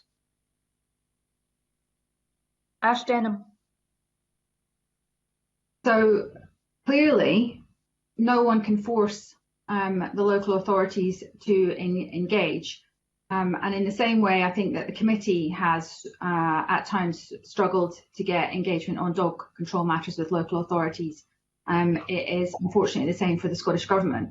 But I think that a real step forward has been taken with the creation of the working group. And that group is obviously designed to facilitate that engagement, that communication between all the key bodies that are involved in enforcement, and also to, I think, raise the profile as well of the importance of effective dog control enforcement, because that's what we need to see here. I've been engaging with COSLA on this. I've had several conversations with Councillor Kelly Parry, so she's the COSLA spokesperson for community safety and wellbeing. So I spoke to her again in November about a range of issues, but especially about dog control. So I think it's important that we have got that engagement with COSLA because we need local authorities to obviously look carefully at their approach in undertaking their statutory duties around the terms of the Control of Dogs Act, and also to highlight that and support the activity that's been taken forward by the Scottish Government. So I'd ask possibly Jim to come in here. Jim has been leading some of the engagement with the dog control wardens. Obviously, that links into local authority response and enforcement. So I'll let him speak a little bit to that for the committee. Thanks very much, Minister. Thank you, Convener. Yeah, we just wanted to touch on some recent engagements. So I spoke at the National Dog Warden Association's AGM a few months ago, which was an opportunity to have quite a wide-ranging conversation with a good number of dog wardens who hold membership of the association. But in addition, I have spoken personally to James Crawshaw from Glasgow City Council, who plays a lead role in relation to the Society of Chief Environmental Health Officers in Scotland, and also one of the working group leads, Hazel from Aberdeen, who plays a lead role within the Royal Environmental Health Institute for Scotland. Again, looking at opportunities to have wide-ranging conversations with the full membership of those groups, because I think that is critical going forward. There is always more that can be done to kind of try and boost and strengthen local authority engagement. When I came into this post in January 2020, one of the first things that I decided to do was to kind of reflect on what my kind of policy input was. Over a decade ago, when I used to deal with the policy back then on dog control, when it was Mr Neil's Members' Bill that was introduced to Parliament, and the opportunities to actually have that local authority, I called it a Control of Dogs tours that involved significant travel and engagement with a wide range of local authorities as far as the Shetland Islands, which was really helpful to meet dog wardens to understand local issues, to understand any concerns around the legislation, and also that there's clearly opportunities to look at individual engagements with a number of local authorities. Although the working group membership, we have 4 local authority representatives on it, and that's something that we use as a way of engaging through local authorities. But again, there's always room for further engagement going forward.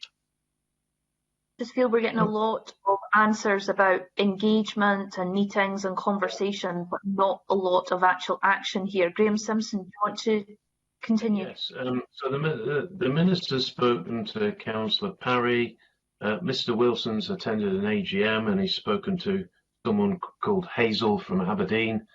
But the upshot is we're no further forward to when we last spoke to the Minister, and she said that engagement from councils was, quotes, not good enough. If it wasn't good enough when you last spoke to us, Minister, it's still not good enough. What are you actually doing about it? We need to know the full picture. That shouldn't be too difficult. No, I would agree with you that I think we could have better engagement with local authorities on this issue. I obviously am trying to bring this issue to the forefront to highlight it, to impress upon them that it's, it's extremely important. I think particularly important in that is that if we consider the Control of Dogs Act and that regime to be a preventative regime, which I do, in terms of getting to dogs that are out of control before they escalate into becoming dangerous, then I think that is very important. And we had a conversation, I think, when I last appeared in front of the committee about dog wardens, the numbers of dog wardens, etc. And this is something that I've continued to impress upon the stakeholders about how the importance of that. So something that has been done since the last time I spoke to the committee is that we have updated all the statutory guidance on this. So the committee obviously recommended that that be updated. That's obviously being done now. So that's been refreshed to assist enforcement agencies in the operation of their powers. So I think that will hopefully help them to operate and to increase their operational ability. And by looking at the guidance, there's best practice in there and examples and so on, which should help in that area. We've also got another marketing campaign that we're going to be running in the next few weeks. So I don't know if the committee would like me to explain about that. No, not quite at the moment. I want to bring in all the questioners first, but you've mentioned it a couple of times. Graham Simpson, do you want to continue, or have you got another question? I don't think there's much point, convener. I don't think we're getting anywhere with this. I would just say it isn't good enough. So you can move on. Thank you. I would also tell the committee. Ash Denham.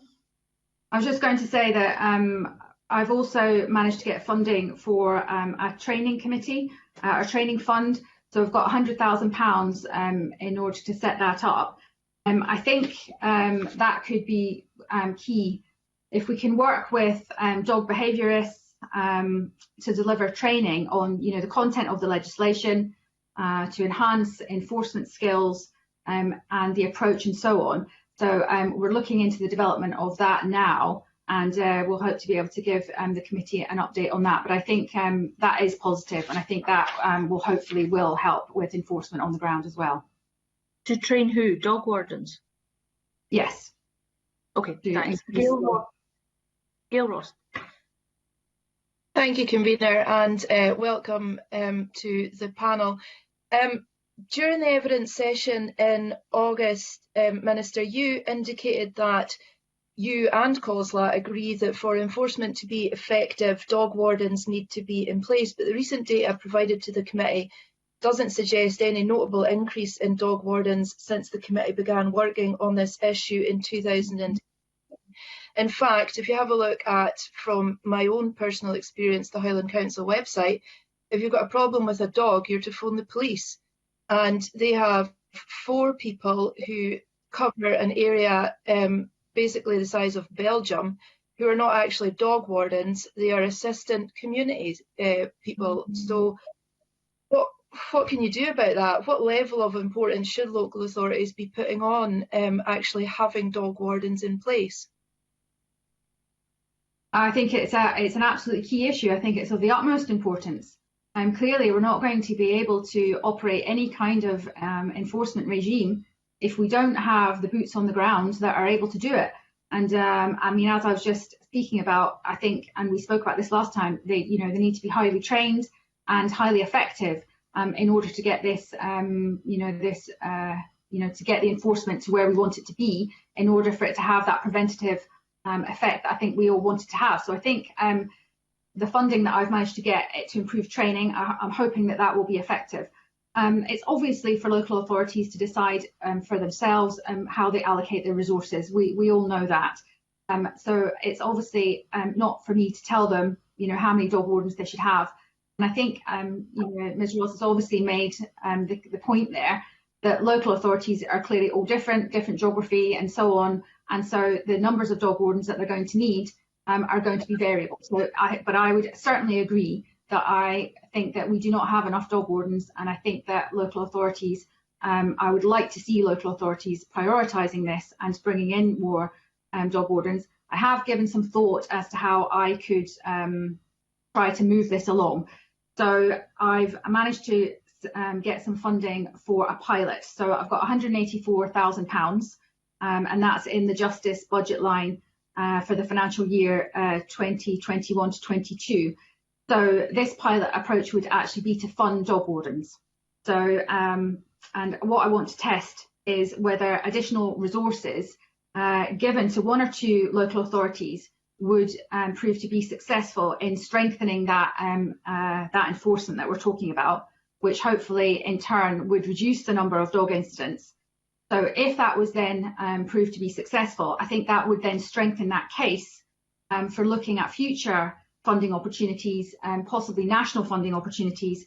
And I think it would stand a good chance of success if that, the evidence can be demonstrated there, which obviously plays strongly into that preventative spending approach.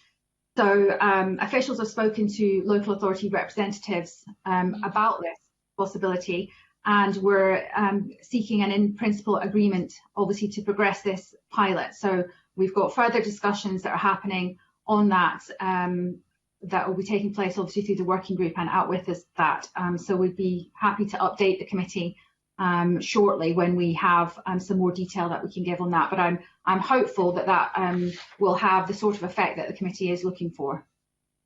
Gail Ross, do you want to ask him? Yeah, just to follow that up, I would say that providing extra money to local authorities to employ more dog wardens would certainly help the issue. And instead of doing a pilot project with one or two local authorities, maybe the government should just provide that funding to all local authorities and do that now, so that we don't have to wait for a pilot to be finished and basically tell us something that we already know. So obviously, if additional funding was provided to local authorities through the block funding position, then it would be then up to local authorities to decide how to spend that funding. So unless the funding was ring-fenced specifically to dog wardens, which is obviously, it's not something that the Scottish Government typically does, then I guess that wouldn't work in quite that way. And obviously I'm not in charge of the funding for local authority block grants. Obviously that's under the finance.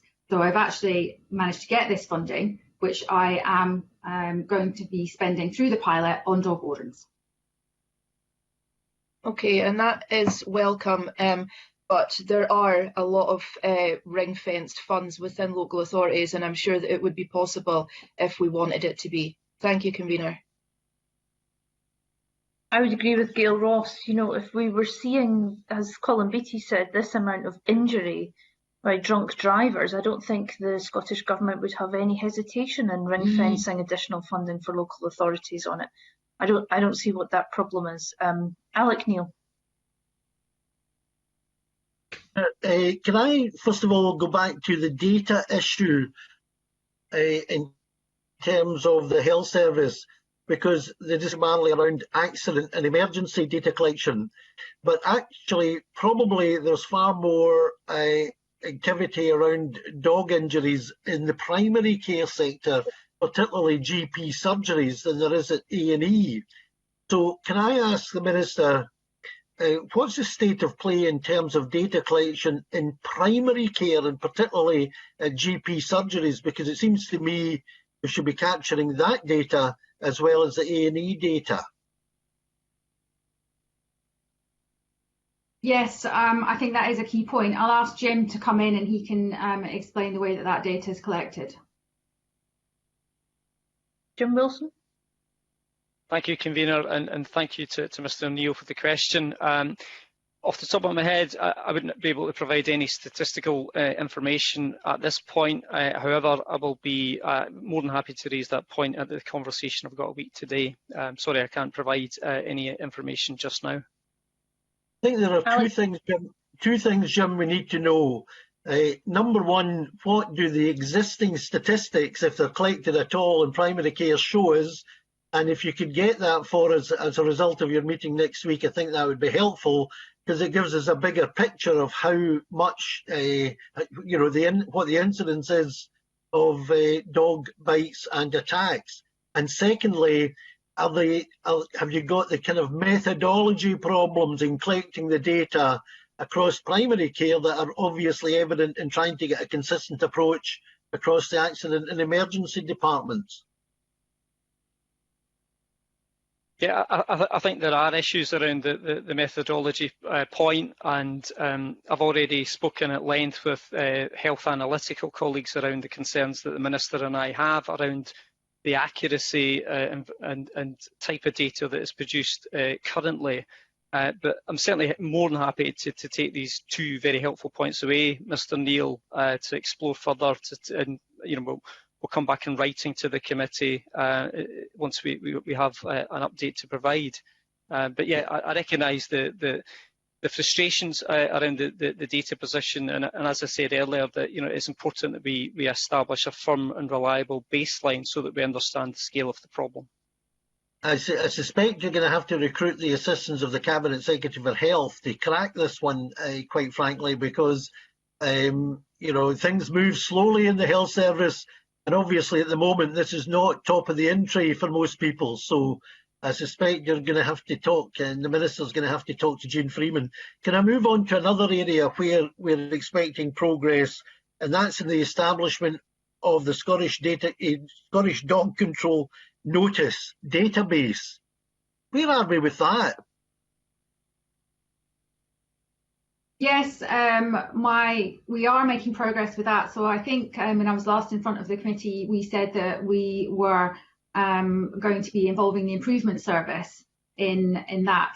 So in September, we commissioned them to work to look into the feasibility of this. So we've obviously got a situation where we've got 32 local authorities with a variety of different IT systems. There's not a single IT system that they're all working from. And so the improvement service were obviously brought in to have a look at the current infrastructure. They needed to sort of understand the current approach that's been taken, analyse ways in which that could obviously be transformed and improved, look at what top technology would be available, and how it could be maintained, and the cost for setting it up and maintaining, etc. So that scoping study has completed. It ran from November to February. The report went to my officials last week. So we're in ongoing discussions now with local authorities, Police Scotland, COSLA, and other stakeholders to consider the next steps on that. So I'll bring Jim in to give a bit more detail about that. But I would say to the committee that the way we're going to progress this initially is we're going to conduct a proof of concept. So we're going to get a couple of local authorities and work through that with them just to see how that would start to work to start with. But I think I can advise the committee that we are on track to deliver the database by the end of this year. And I'll bring Jim in to give a bit more detail on that. So just before Jim comes in, Ash, can I just clarify what you're saying is that this national database will be up and running by the end of this calendar year? Yes, but I would make the point to committee that at the moment, because of the way the legislation is set up, and we have discussed this before, that when the database is set up, it will only be able to hold the information about the DCNs. And I know the committee was very interested in the database being able to hold other data. So that was things like, details of complaints that have been investigated, warnings that have been issued, information, other types. Now, the current powers under the 2010 Act mean that we can't do that at the moment, but that is something that I'm wanting to progress, and that would be done by regulation. So that was just the caveat that the database will be up and running, but it will only be able to hold initially that information at the beginning, and then if we expand it, we'll need to do that by secondary legislation. I'll bring Jim in. Thank you, Minister. And just to add to those helpful points, it's worthwhile stressing that there is a need to actually think about the technology that is selected for the National Dog Control Notice database, because it has to be future-proof to ensure that it can be scalable in the future. I made this point at the committee when the Minister and I gave evidence back in August. But it is an important point, because although we are tied to the actual provisions that are contained within the Control of Dogs Act 2010, and the reliance on the section, it's in Section 8, but the order-making power to bring forward regulations, at the moment it would only be possible if we had a national dog control notice database for it to hold information relating to information that's actually contained within the actual notice. However, if policy changes are made in the next, again, parliamentary term, what we want to ensure is that the technology would be, it would be possible to actually include more information to provide key information. That might be relating to investigations, it might relate to breaches of dog control notices, etc. But I think the proof of concept point that the Minister has raised is really important. I've had a number of conversations with COSLA officials about this, and also it's worthwhile adding that the scoping study included 27 representatives from councils who engaged in a workshop session with the Improvement Service on the 15th of January. There is absolute strong buy-in from local authorities, with 100% of those who attended the engagement with the Improvement Service saying, you know, this is absolutely the right thing to do. It's going to be a useful enforcement tool. I'm conscious of time, but I will provide a little bit of a snapshot of some of the key points that came out of the scoping study, which I should add that we'll be more than happy to actually share that with the committee. I think it's probably easier, sorry to interrupt, it's probably easier, Jim, if you share that in writing with us after this, because I think it's up to the convener, but I've got one other question before I'm finished, so I'm sure the convener would be quite happy. Aye. Okay, yep, my question is around the legislation. You've referred to the need for secondary legislation to facilitate the national database and make it do the things we wanted it to do. So when is that secondary legislation going to be coming forward for approval?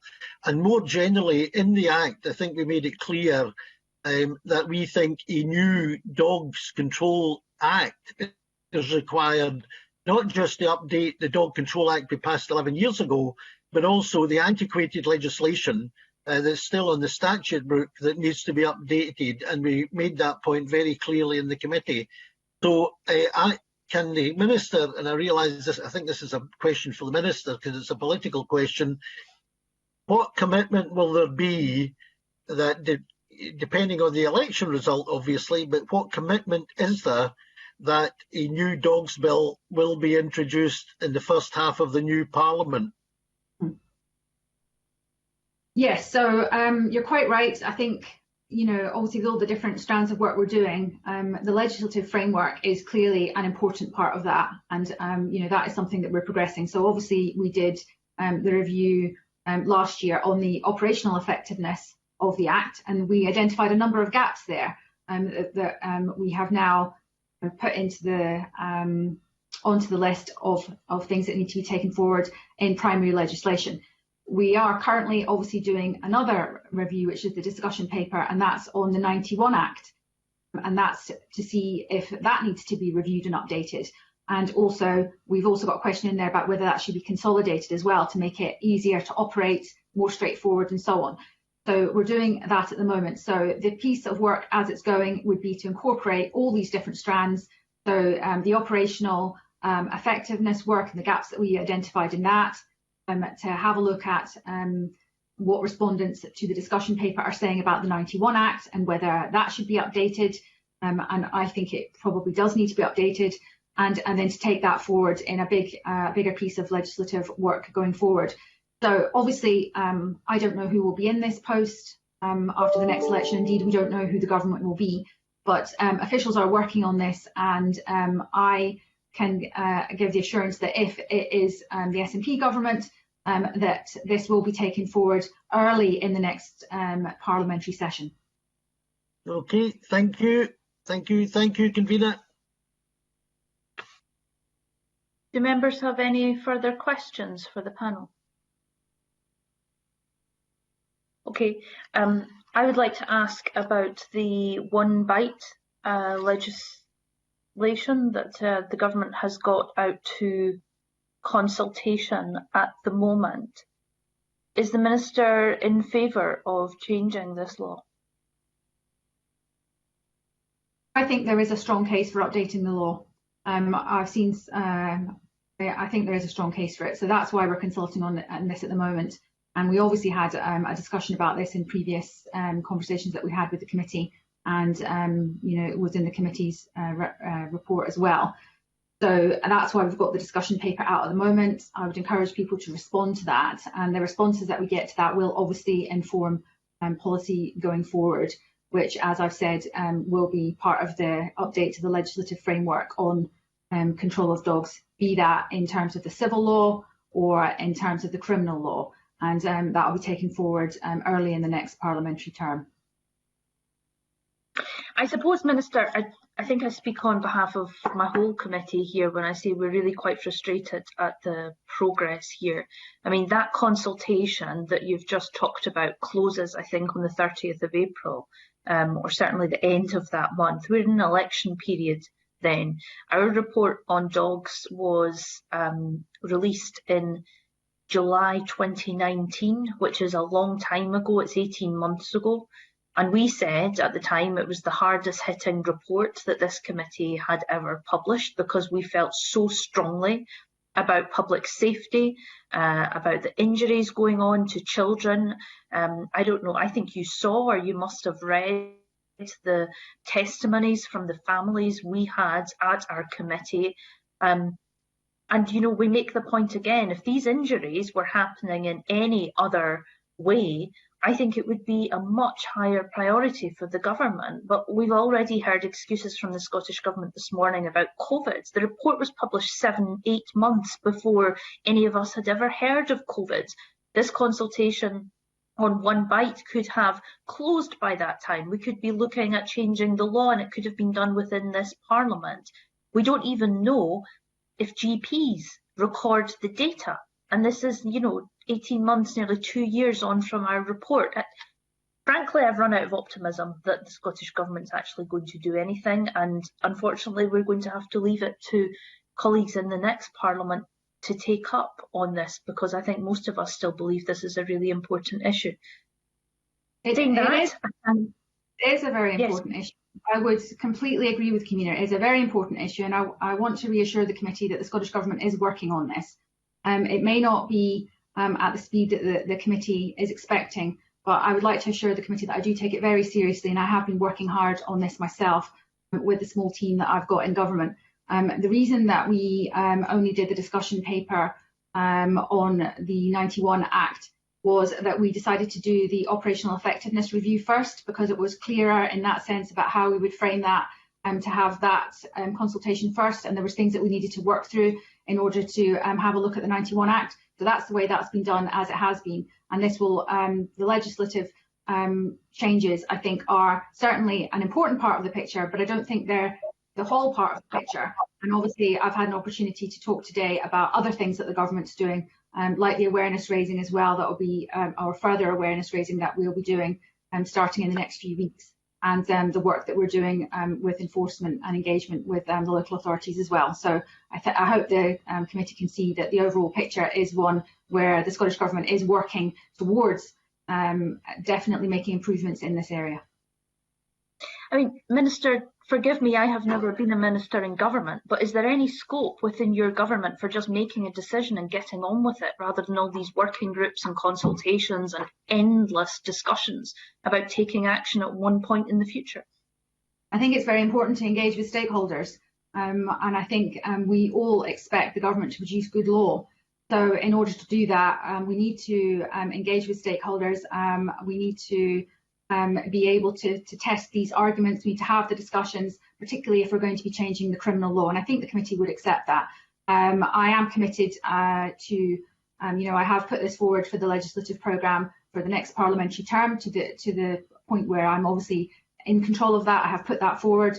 It has been slotted in early in the next parliamentary session. So I can give the committee that commitment that this will be taken forward early in the next session. If you're in government. If the SNP are in government, yes. Well, I would hope that any government, to be honest, would take it forward. And absolutely. I think the committee felt we did a lot of the preparation and consultation work for the government. We were hoping you could take on quickly after that. But anyway, all that said, thank you very much indeed, both of you, Ash Denham, Minister, and Jim Wilson from the Scottish Government, for your evidence this morning. I now close the public session of this meeting as we move into private. Thank you.